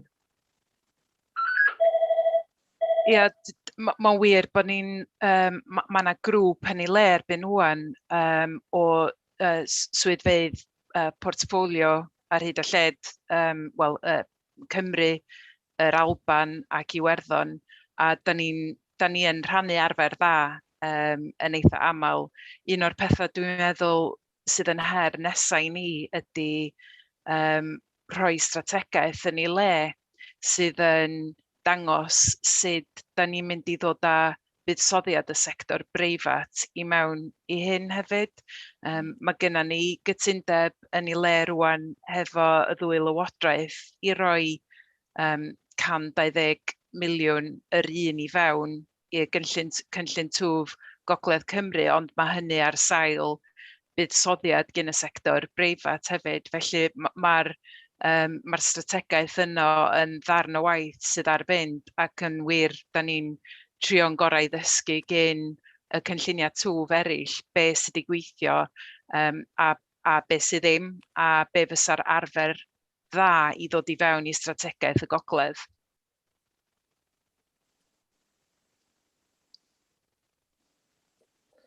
Can't see anybody else is asking anything. I think we'll go to the vote. Alwyn, can I just thank you very much indeed. The enthusiasm that you've brought to this is tremendous. And I think we all need reminding that even, long established businesses today are going through a very difficult decision because of these massive escalations in costs and everything else. We really got to believe in it. And I believe in the way that you've delivered this. You're believing in it, and jolly good luck to you. Thank you very much. Can I ask now? I think we need now to accept the progress review of the North Wales economic deal. Can I have a proposer? Gai Gunning was good. Yeah, Mr. Gwynner. Dylan Rees, dwi'n eilio, I second. Yeah, thank you very much indeed. Can I go around the group now to get it? John Griffiths. Accept. Derbyn. Alan Roberts. Derbyn, accept. Richard Griffiths. Derbyn, Mr. Cadeirydd. And Dilwyn Evans. Accept, thank you. Thank you very much indeed. So that concludes that item 7, and now we go on to item 8, which is the again Audit Wales. It's the workforce planning. I can see Alan is smiling. Is that? He's smiling because he's handing it over. Yeah, Alan is smiling, Chair, because I'm going to introduce Bethan Roberts to aid me with this next item. But Bethan is a very familiar face with officers in Anglesey, and so over to Bethan, please, to share the brief Sorry to share the main messages from this report. Thank you very much. Diolch. Diolch, pnawn da bawb. Ia, pleser I gael cyflwyno adroddiad wnaethon ni ar cynllunio'r gweithlu. Ac wrth gwrs mae cynllunio'r gweithlu yn beth pwysig er mwyn adnabod anghenion y gweithlu heddiw i'r dyfodol, lle mae'r bylcha a sut i ymateb yr rhagweithiol i materion sy'n codi. A wedyn os gael gyfeirio chi tudalen 3 o'r adroddiad, mae'r prif ganfyddiadau yn cael eu gosod allan y fanna, a mae'r canfyddiadau wedi cael eu cytuno efo'r cyngor. Felly, ar ôl profi heriau o ran y gweithlu yn gwasanaethau plant a theuluoedd, mae'r cyngor bellach yn canolbwyntio yn fwy ar gynllunio'r gweithlu a bod ganddo gyfleoedd pellach i wyreddu fwy ar manteision yna. Dathon ni'r casgliad yna oherwydd y 3 is-benawdau fel o'ch chi'ch blaenau yn fanna, sef oedd gan y cyngor strategaeth y gweithlu, ond oedd o heb i gael ei wreiddio ar draws holl wasanaethau. Fe wnaeth y dull o gynllunio'r gweithlu fabwysiadwyd gan y gwasanaeth plant a theuluoedd, mae wedi helpu nhw i ymateb i heriau oedden nhw'n ei wynebu o ran y gweithlu. A mae'r cyngor bellach yn canolbwyntio yn fwy ar gynllunio'r gweithlu ac yn rhoi fwy o ffocws i'r gwaith, a mae tystiolaeth o hynny ar tudalen 6 i 9, a mae yna fwy o fanteision posib ar gyfer gwasanaethau'r cyngor i gyd. Os ei tynnu sylw chi at tudalen 9, mae'n gosod allan y 2 argymhelliad, sef bod angen i'r cyngor sicrhau bod gyda cynllunio gweithlu adrannol ar gyfer yr adrannau i gyd, a bod hynna'n cael ei ffurfioli a'i mabwysiadu. Ac yn ail, mae angen i'r cyngor sicrhau bod gyda prosesau gwerthuso ar gyfer bob un o'r 5 cam o cynllunio y gweithlu, o bod yn gallu rhoi sicrwydd efo'i hun bod nhw'n gallu mateb i'r galw, mateb i materion sy'n codi o ran y gweithlu. Felly, ar chydig yna o eiriau, dwi'n meddwl peth pwysig i nodi ydy, mae yna siwrna amlwg wedi digwydd, mae yna lot o fuddion wedi cael ei gweld yn wasanaethau plant a theuluoedd sydd yn o fantais i wasanaethau eraill o'r cyngor. A beth sy'n bwysig rwan ydy, mewn ffordd, beth yw'r ymateb i'r cyngor i'r argymellion yna a sut mae'n symud ymlaen gyda cynllunio weithlu. Diolch. Thank you very much. I'm looking now, are there any questions for Bethan? Ah, yes. Oh no, that was Bethan's own hand. Oh. Don't worry. Yeah,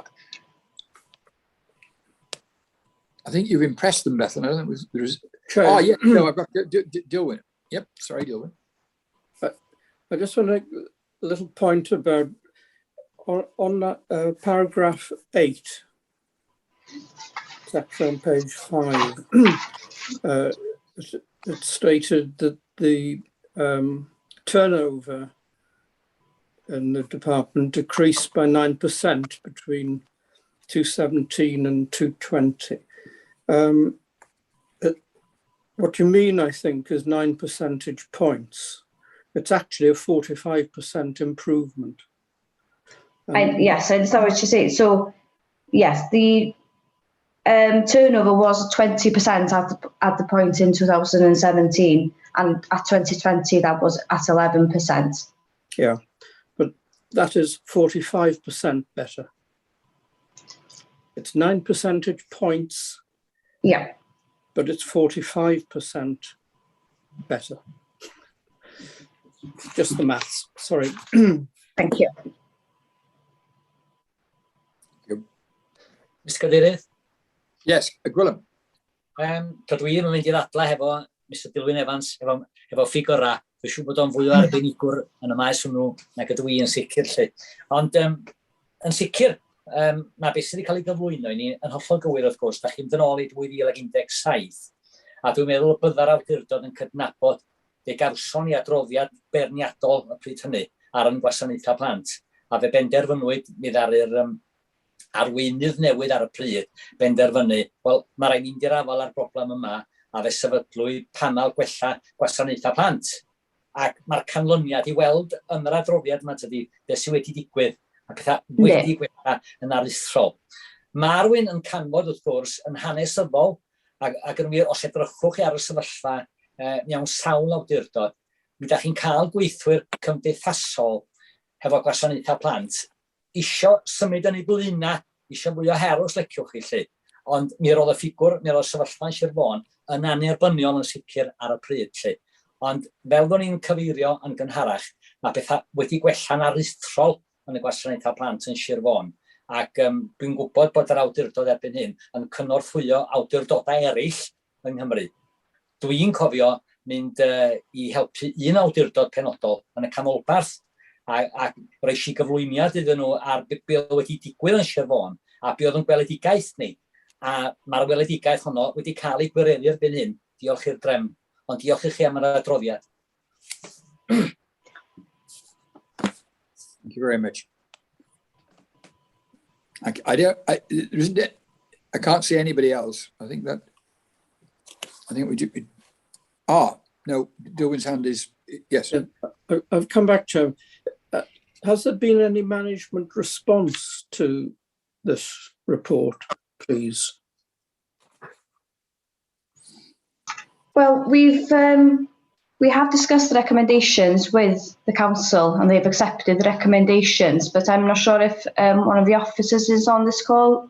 Maybe Caris Edwards can explain or give a little insight on the progression, because I am aware from the field work that some of the workforce plans that we've suggested for all the services were being developed and being implemented. So I don't know if there's an update on that, where the council's at with that. Yeah, Chair, would you like me to come in? Certainly, please. Thank you very much. Yeah, fel mae Bethan yn nodi, yn dilyn trafodaethau hefo Swyddog Archwilio Cymru, mi oeddan ni'n ffeindio yr adborth yn ôl yn ddefnyddiol, ac ers yr ymchwiliad yn ôl yn Chwefror rwan, mi ydan ni wedi cychwyn proses lle mae cynllunio gweithlu ar yn cyfarfod penaethiaid ni bob chwarter. Penaethiaid ydy, fel da chi'n gwybod, yr uwch dîm a penaethiaid gwasanaeth i gyd yn cyfarfod yn fisol, ond bob chwarter da ni yn cael adroddiad ar y sefyllfa. Ac erbyn hyn, mae gen bob gwasanaeth gynllun mewn lle, mae rhai gwasanaethau angen i ffurfioli fo mewn mwy o fanylder, ond da ni y bron iawn yna bellach. Ac siwrna dio fel nath Bethan i hun ddeud, a siwrna sydd yn datblygu, dwi'n meddwl oeddwn ni'n wythnos o'r blaen yn gyfarfod adnodda dynol Cymru ac yn gwrando ar y trafferthion ar draws Cymru eang sydd yna yn gyffredinol hefo recriwtio, dim just yn Ynys Môn. Felly mae cynllunio'r gweithlu yn bwysig, fwy pwysig nag arfer rwan, ac yn rhywbeth mae rhaid i ni adaptio iddo fo hefyd. Mae rhaid ni weld beth yw'r sefyllfa ar y pryd, ac felly mae hwnna'n digwydd. Mae yna gyfarfod yn digwydd o'r penaethiaid bob chwarter hefo swyddogion adnodda dynol a'r pennaeth, a maen nhw'n trwy gyrra diweddara am drosiant staff, pobl sydd yn bwriadu ymddeol ac yn y blaen, a mae hynny wedyn yn lliwio y cynllun ymhellach. Felly yn fras ofnadwy, mae yna dipyn bach mwy o gefndir hynna, ond hyderu bod hynna'n efallai yn rhoi'r adborth yn ôl â chi ar ôl ar y pryd. Diolch. Thank you very much indeed for that contribution. Do I have another? I saw Dilwyn's hand move, but I can't. No, I don't think I've got anybody else speaking. I think that concludes it. Thank you very much indeed. And I think it's just for us to accept the recommendations, the two recommendations. One is the workforce plan implementation, the assurance that the workforce plans are living documents. Can I have a proposer for those two recommendations, please? I propose, Mr. Chair. Richard, thank you. I'll second that. Second. Thank you very much indeed, John.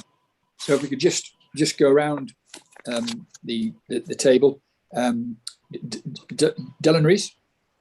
Derbyn, accept.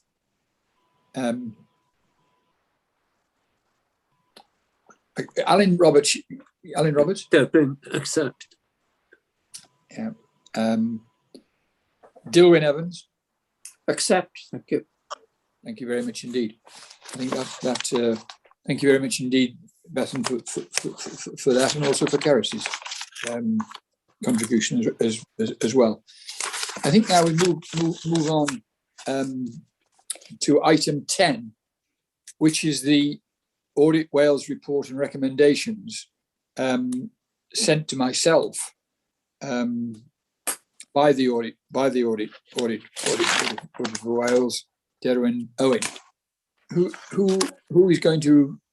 Is there an officer present now that was? Perhaps quickly back to me, perhaps, Chair, and I see that Gethin is with us, who can steer you on the way forward. Oh, thank you very much indeed. Yep, that would be terrific. Thank you. Yep. Diolch yn fawr. Llythyr safonol di hwn i bob Pwyllgor Llywodraethu ac Archwilio yng Nghymru, lly. So dydy o'n byd sy'n benodol i Môn yn unig.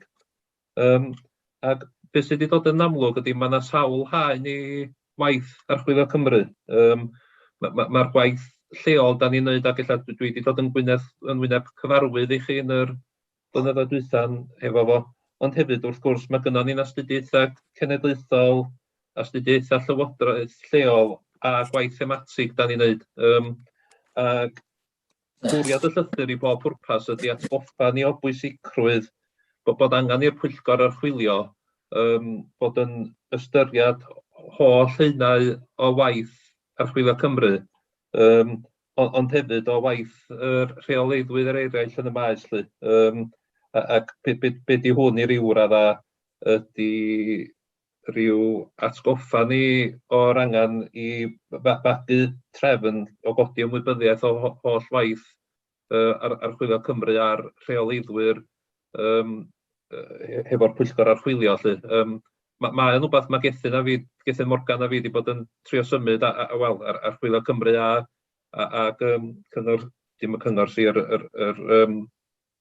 uwch dim arweinyddiaeth y Môn wedi bod yn trio symud ar y cyd, lly.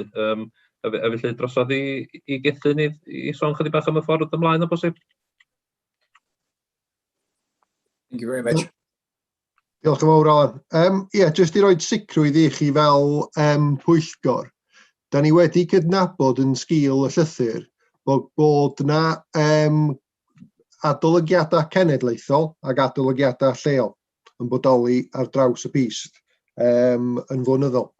A mewn cydweithrediad gyda Archwilio Cymru, be da ni wedi medru wneud ydy mynd yn ôl i ddyddiad penodol yn 2019 i adnabod yr holl adolygiadau cenedlaethol sydd wedi digwydd ers hynny.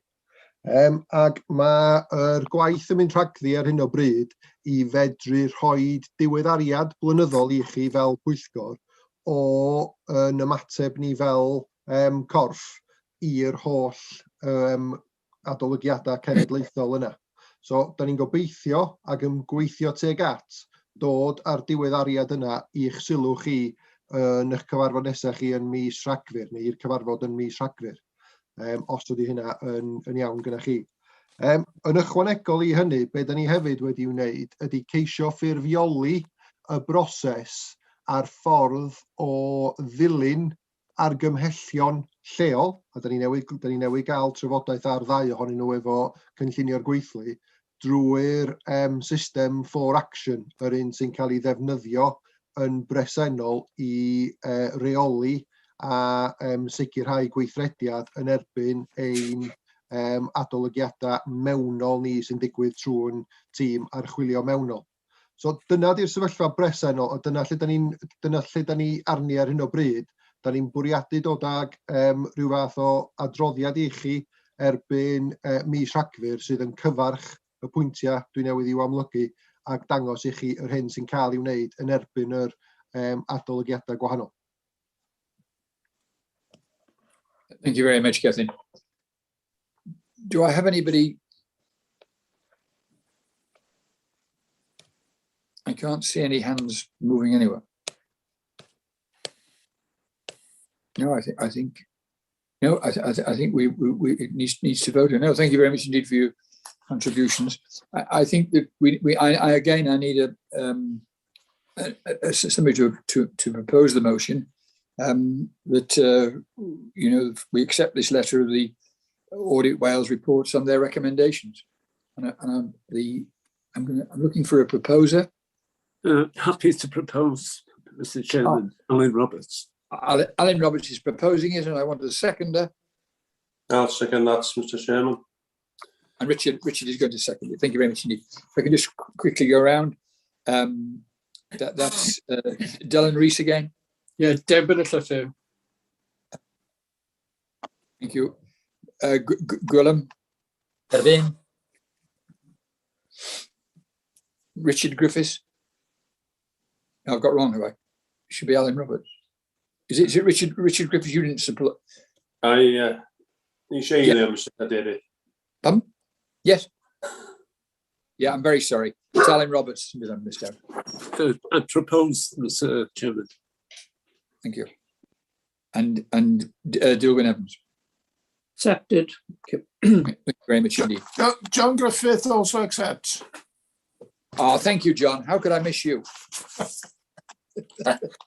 Thank you very much. Yeah, so we move on now to item 10, which is the internal audit update. And I'm not sure who is going to. Thank you, Chair. That's me. I wondered where you were. Keeping a low profile. Well done. Thank you very much. So this is your usual report that updates you on the work that we've done since we last reported. It's quite a brief period since we last reported, about a 5 to 6 week period.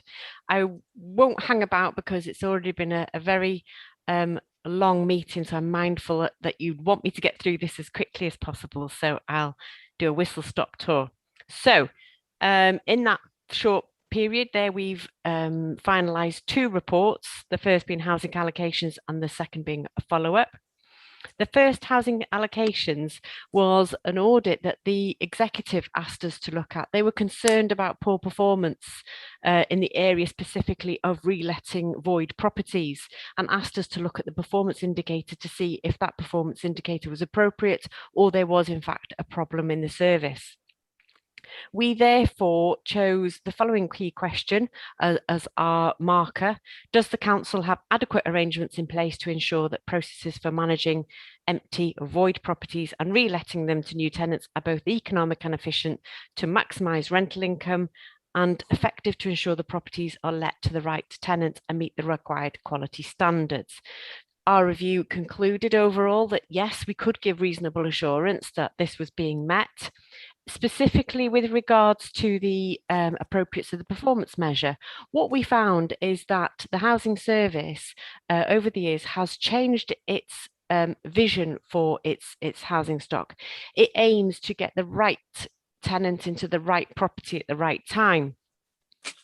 And it's revised its approach in terms of sensitive lettings policies as well as community and parish connection requirements, and this is all to support their overall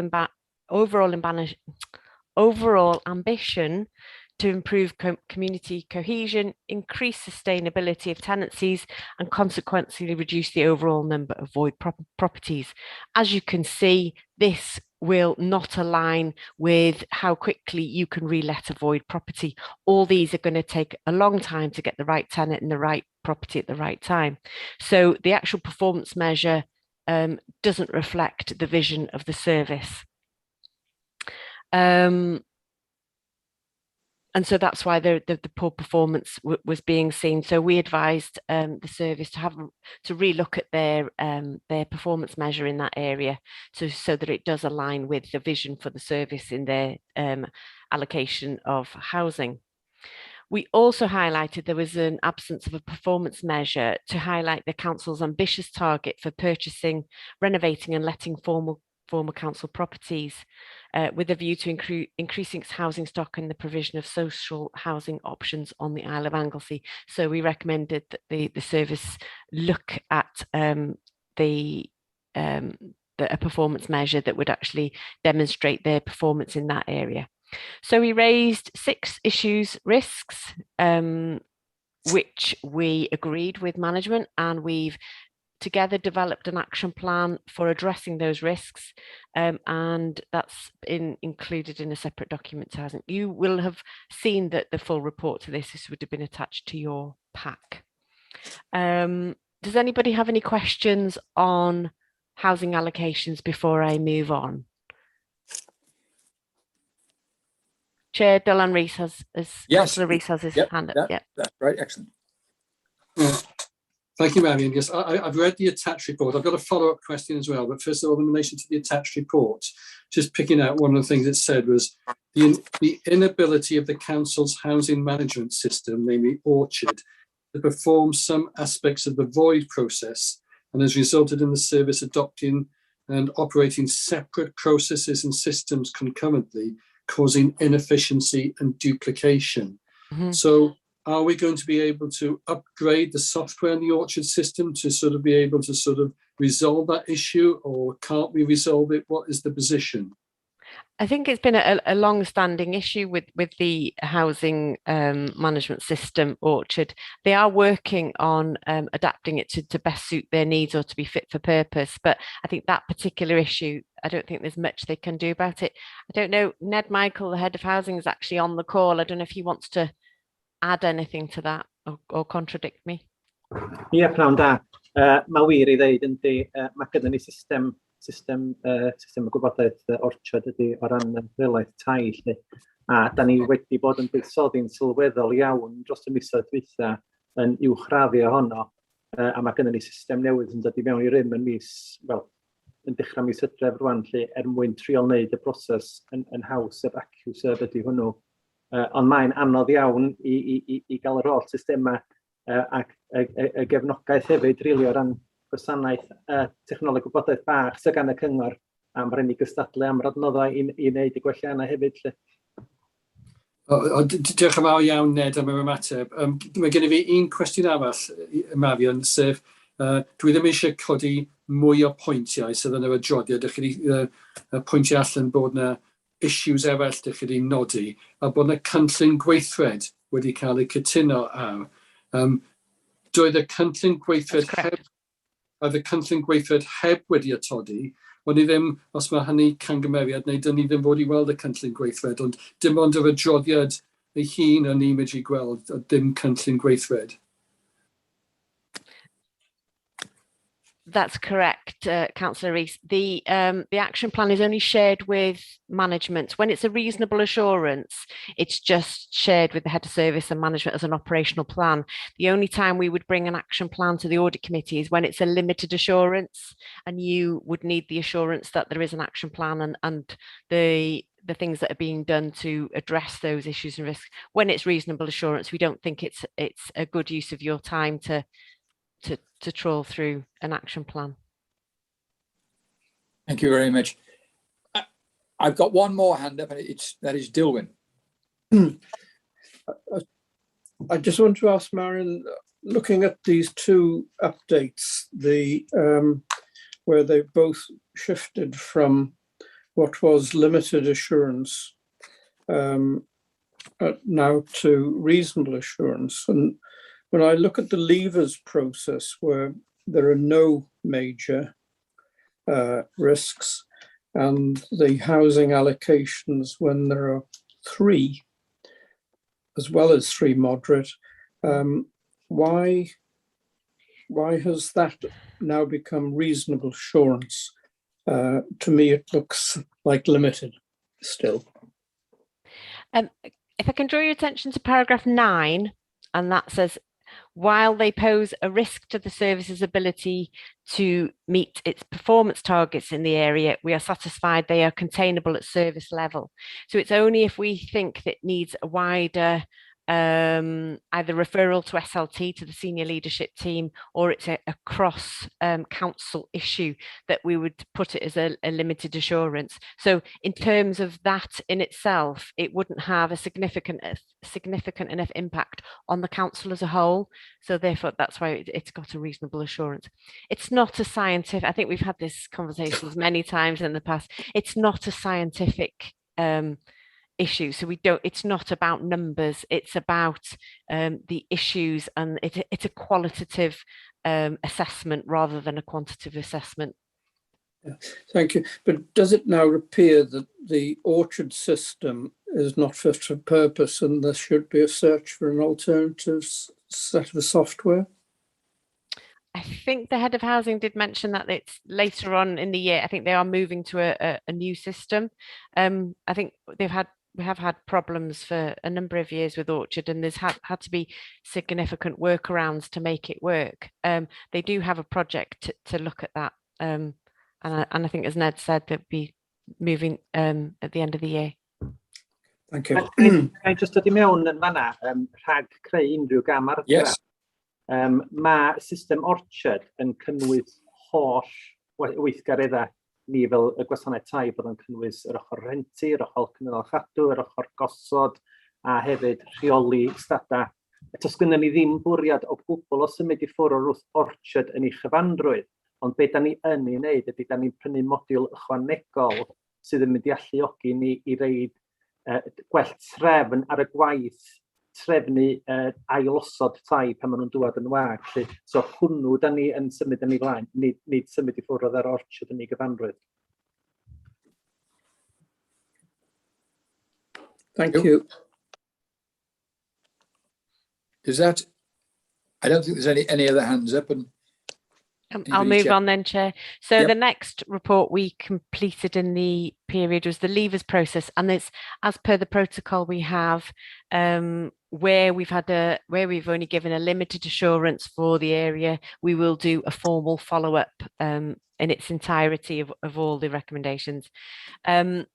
We are pleased to report that the major issue that we raised has now been addressed and successfully addressed. So we're quite happy that the 3 moderates that are remaining are work in progress, and so we've been able to give a reasonable assurance for that area now. If there are no questions on the levers process, I'll carry on. Yep. I can't. No hands up. I think you can carry on. Thank you very much. So very quickly, Chair, the next table there on page 5 of my report shows the 5 areas that are currently in progress. They're specific audits that are on go. Underneath there, you'll see that we're also involved in 3 complex investigations, and as you can imagine, that does take an awful lot of resource. So we're working on those. We're also working on the National Fraud Initiative. And these matches from the National Fraud Initiative were released in January 2021. And you can see there at paragraph 18, a list of the reports that we're currently working on. I think they're fairly self-explanatory. So the payroll to payroll is where we have somebody on our payroll is also appearing on another council's payroll. It could be that the person is working 2 jobs, but the main issue that we look at there is that if the person is on sick leave with us or another organisation, that they're not working for us at the same time. Payroll to Companies House. So this identifies any undeclared declarations of interest. So where we have staff that haven't declared that they have organisation businesses, and maybe we are procuring from those businesses and those staff haven't declared those interests.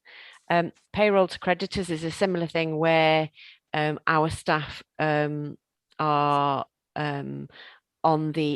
receiving payments in terms of creditors. So it could be organisations, businesses that we are procuring goods or work or services from.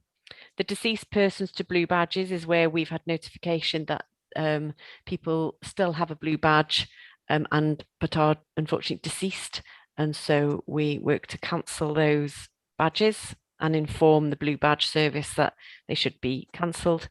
And the housing tenants waiting list, this is where people appear on more than one council's waiting list, but with different addresses. So this could be suggesting that there is a change of circumstances that hasn't been disclosed, or that false information has been provided when they've asked to go on the waiting list. So they're the 5 matches.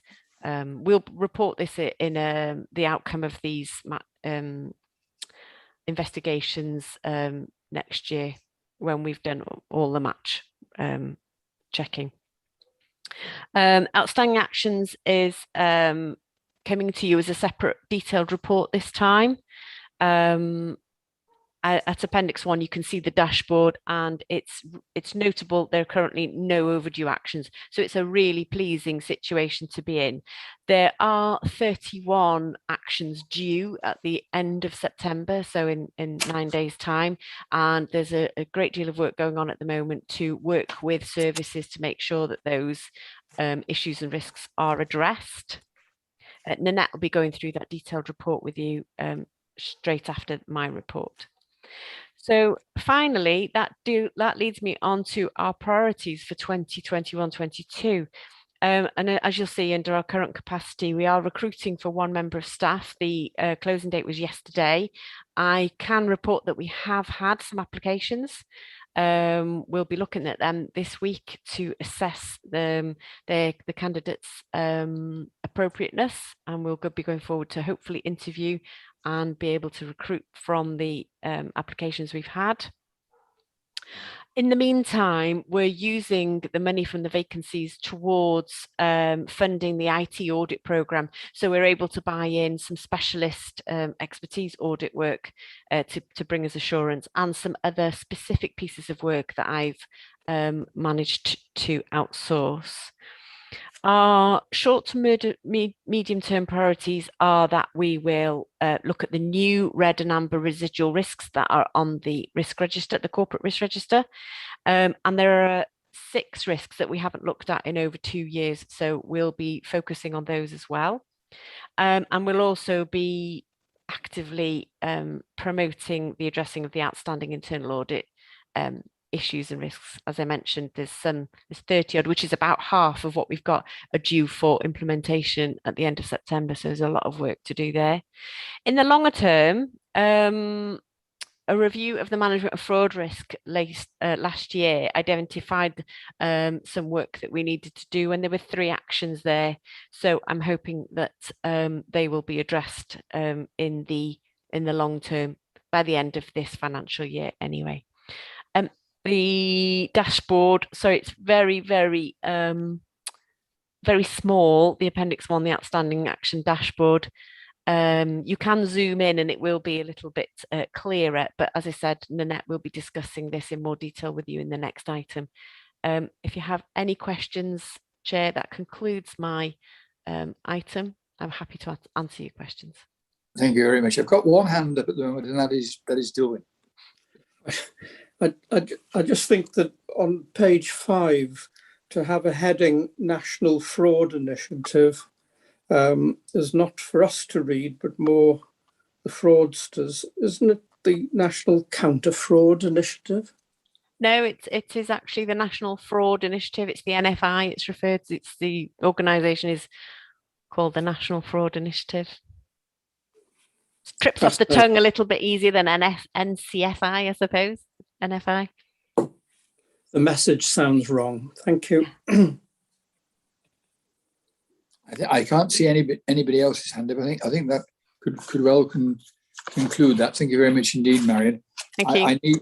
I need now a proposer that the Governance and Audit Committee notes internal audits assurance provisions and the priorities going forward. Dylan Rees, I propose, Chair. Cynnig. Thank you, Dylan. I'll second. That's Gwilym. Yep. Yeah. Okay. We'll just go around the table. It's John Griffiths. Derbyn, accept. Alan Roberts. Derbyn, accept. Richard Griffiths. Derbyn, Mr. Gaderi. And Dilwyn, please. Accept. Thank you. Diolch pawb. Thank you very much indeed. So I think we go on now to item 10, which is the internal audit update. And this again is going to be led by... This is Nanette, Chair. Nanette Williams, the Principal Auditor. Yep. Thank you very much. Thank you. Thanks, Chair. This is the second detailed report that we've brought to the committee, which shows the Council's performance in addressing the issues and risks that we identified during our audit work. If you remember back to the April meeting, you requested that a detailed report like this be brought twice a year. So this is in effect the mid-year update, the second one. Overall, it is a positive report. It shows that services are working hard to address the issues and risks that are identified during our work, as Marion mentioned earlier. You'll be aware that we use the 4Action action tracking system to record, monitor and track issues and risks that we raise during our work to make sure that management address them as agreed.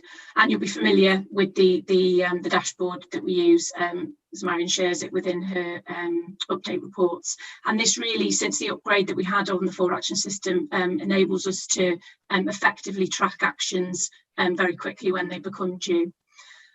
So if I can just draw your attention to page 2 of the report, current performance. There are 6 graphs included here which show how well the Council is performing in addressing issues and risks that are raised during our audits, as at the end of August. It's worth noting that currently there are no red rated issues or risks outstanding and none that have been raised during the year, which is good news. So at the 31st of August, we're tracking a total of 56 outstanding actions in the system. And you can see in there in graph 1 that of these, 19 are classified as major or amber, and 37 are yellow or moderate in risk priority. As Marion mentioned earlier, you'll see there from graph 2 that there aren't currently any overdue actions. Again, a really good position to be in, but this does change regularly, and at the end of September there will be a large number coming due. But this part of the dashboard really does enable us to actively monitor actions when they become due. So we are really kind of sort of on top of this to make sure that management have addressed the issue or risk. If we just move on then to the next page, to page 3, the following graphs show the current status of actions in the system. So whether they are not started, in progress, complete, and verified by ourselves. You'll remember from the last time we brought this report that the performance here is broken down firstly into all actions, so that's irrespective of the date management agreed to implement them. So that's graph 3 there. And then where they have reached their agreed completion date, so only those actions that have reached the date management agreed to complete them in graph 4 there.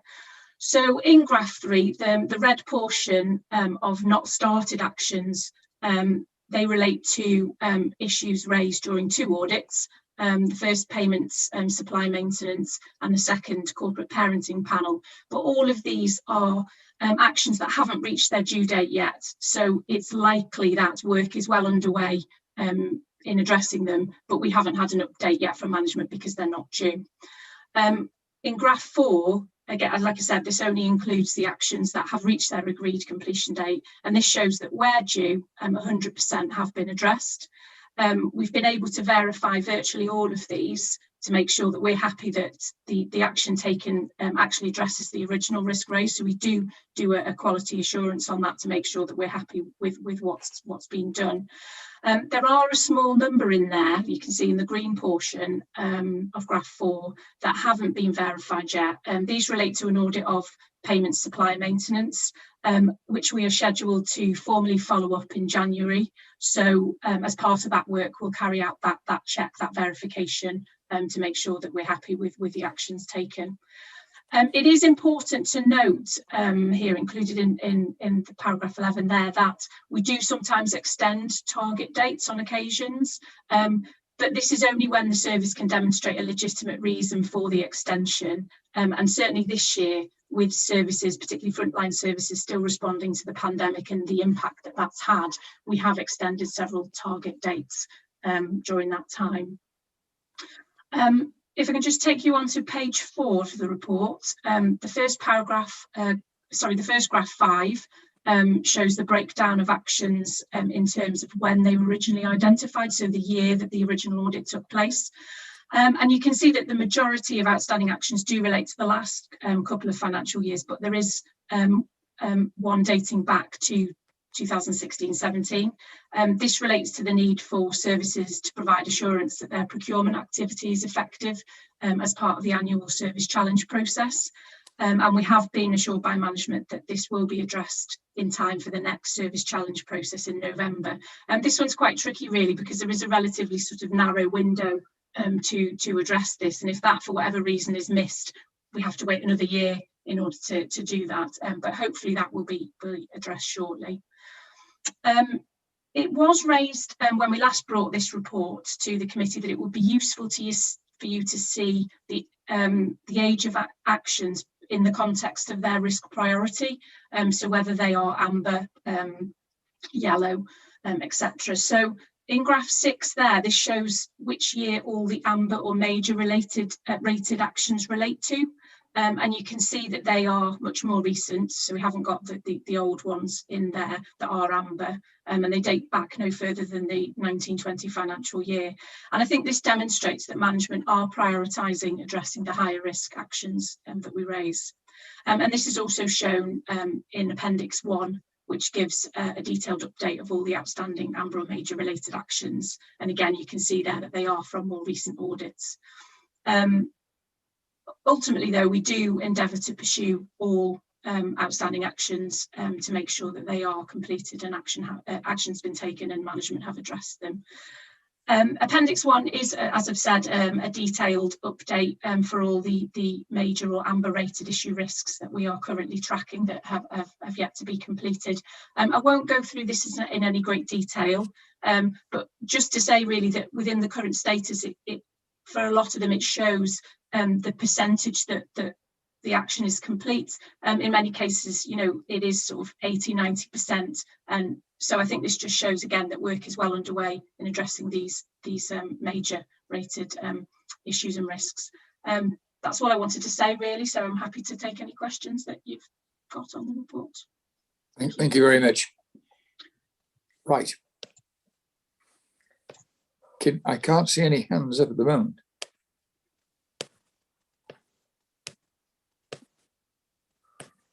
I take it there isn't any questions. That sounds like you've given a very good report if you've got no questions to be challenged. The last slot of the day. No, you haven't. There's another one. We're all right. Oh, thank you very much indeed. Yeah, I think we will now take a vote on the recommendations. The Governance and Audit Committee notes the Council's progress in addressing the outstanding internal audit issue risks. And the other one is to determine whether the level of detail included in the report meets its assurance needs in this area. Yeah, so sorry to just chip in there. The last time we brought this to you in April, there was a couple of additions. I've added in a couple of tables in there. So it's just really if this is sufficient. I've added in the more detailed update as well, if the committee feels that this is sufficient, or if there's anything else that they feel would be beneficial to the report. It was really just getting that input really from yourselves if possible. Yeah. Thank you very much indeed for that. Can I have a proposer on that, or is there anybody wanted to question it? Dylan Rees, I propose that we accept the report, and we also agree that the detail in the reports meet our assurance needs. Well done. Thank you very much indeed. I need a seconder.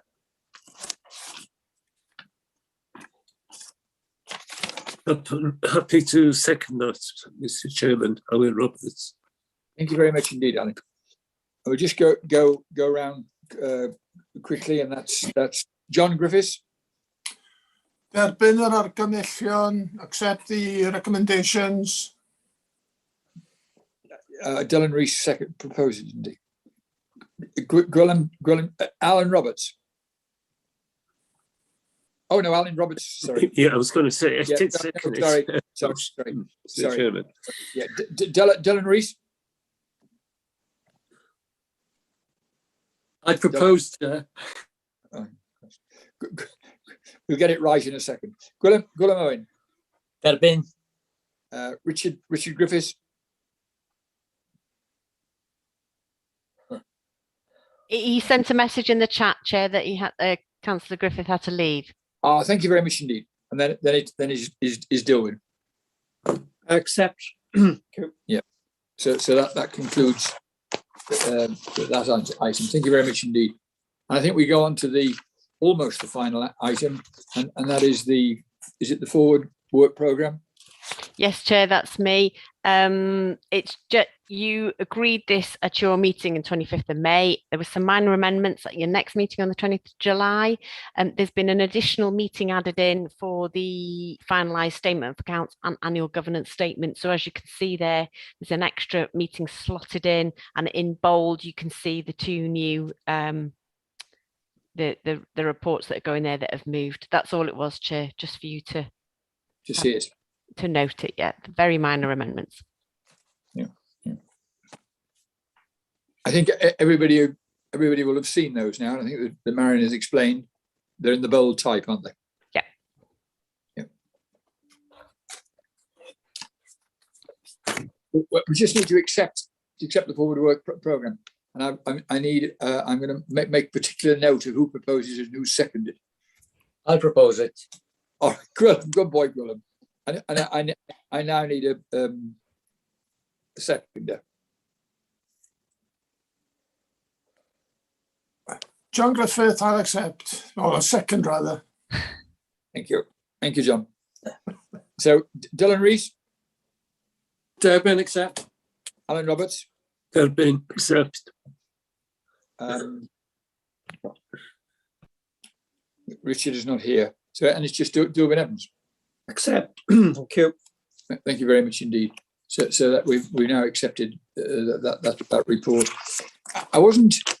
I think we wanted to deal with one other matter, and I don't know who was going to lead on this. Was this Marion about? Me again, yes. Yeah. I'm really sorry to bring you any other business at such a late time of the day. I just wanted to update the committee on the recruitment of the lay members. You'll be aware that under the Local Government and Elections Wales Act, a third of the audit committee is going to be required to be lay members, and it's going to be required to be chaired by a lay member. I've been part of a task and finish group working with the WLGA to develop an application form and an advert to help, because the whole of Wales will be recruiting at the same time, all 22 authorities. And as you can imagine, there'll be significant extra numbers because the previous Wales measure 2011 only required us to have one lay member in each authority. Now a third of the members will be required to be lay members. So just to update members on the current position, we're hoping that the advert will go live on the 4th of October, or week commencing the 4th of October. The WLGA will be handling the advertisement and promotion of the positions. We've also developed an application form, a generic application form, so that all 22 authorities can use the same application form, and potential candidates can apply for more than one council. As you can imagine, we're fishing from a very small pool of experienced and appropriate candidates for these roles. So it may be that we may have to share some lay members across councils. The Constitution requires the chair and vice chair to recommend to council the appointment of these lay members. So Councillor Rogers and Dilwyn have agreed to be part of that team.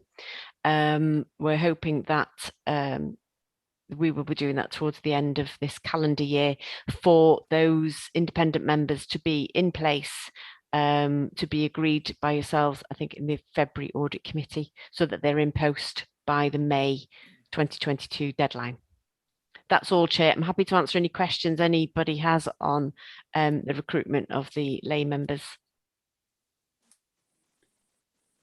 All I would say is that, you know, I was obviously, when we had the All Wales chairman's groups, you know, I was aware then, you know, of the short time period of actually getting this. But I'm very grateful to hear today that you are, you know, already the adverts are all ready to go out. You know, because otherwise, you know, we are fraught with some difficulties. You know, if we don't get the applicants, but if you've started to advertise early, perhaps, you know, this will help us. And yeah, we've got to move this forward, because it's, you know, May will soon be here, and we've got to have everything in place to continue it. Yeah, as far as I'm aware, the advert will be placed in Guardian Jobs and other various social media outlets. We are also encouraged to advertise locally, so I'll be in touch with our communications team to see where the best place for us to promote those vacancies as well. Thank you very much. Is anybody else would like to ask? Anybody? I think you've been very explicit in what you've told us. Anyhow, I can't really see a lot of questions on it, but it is a massive change, and it's, you know, it's going to be an advantageous set up.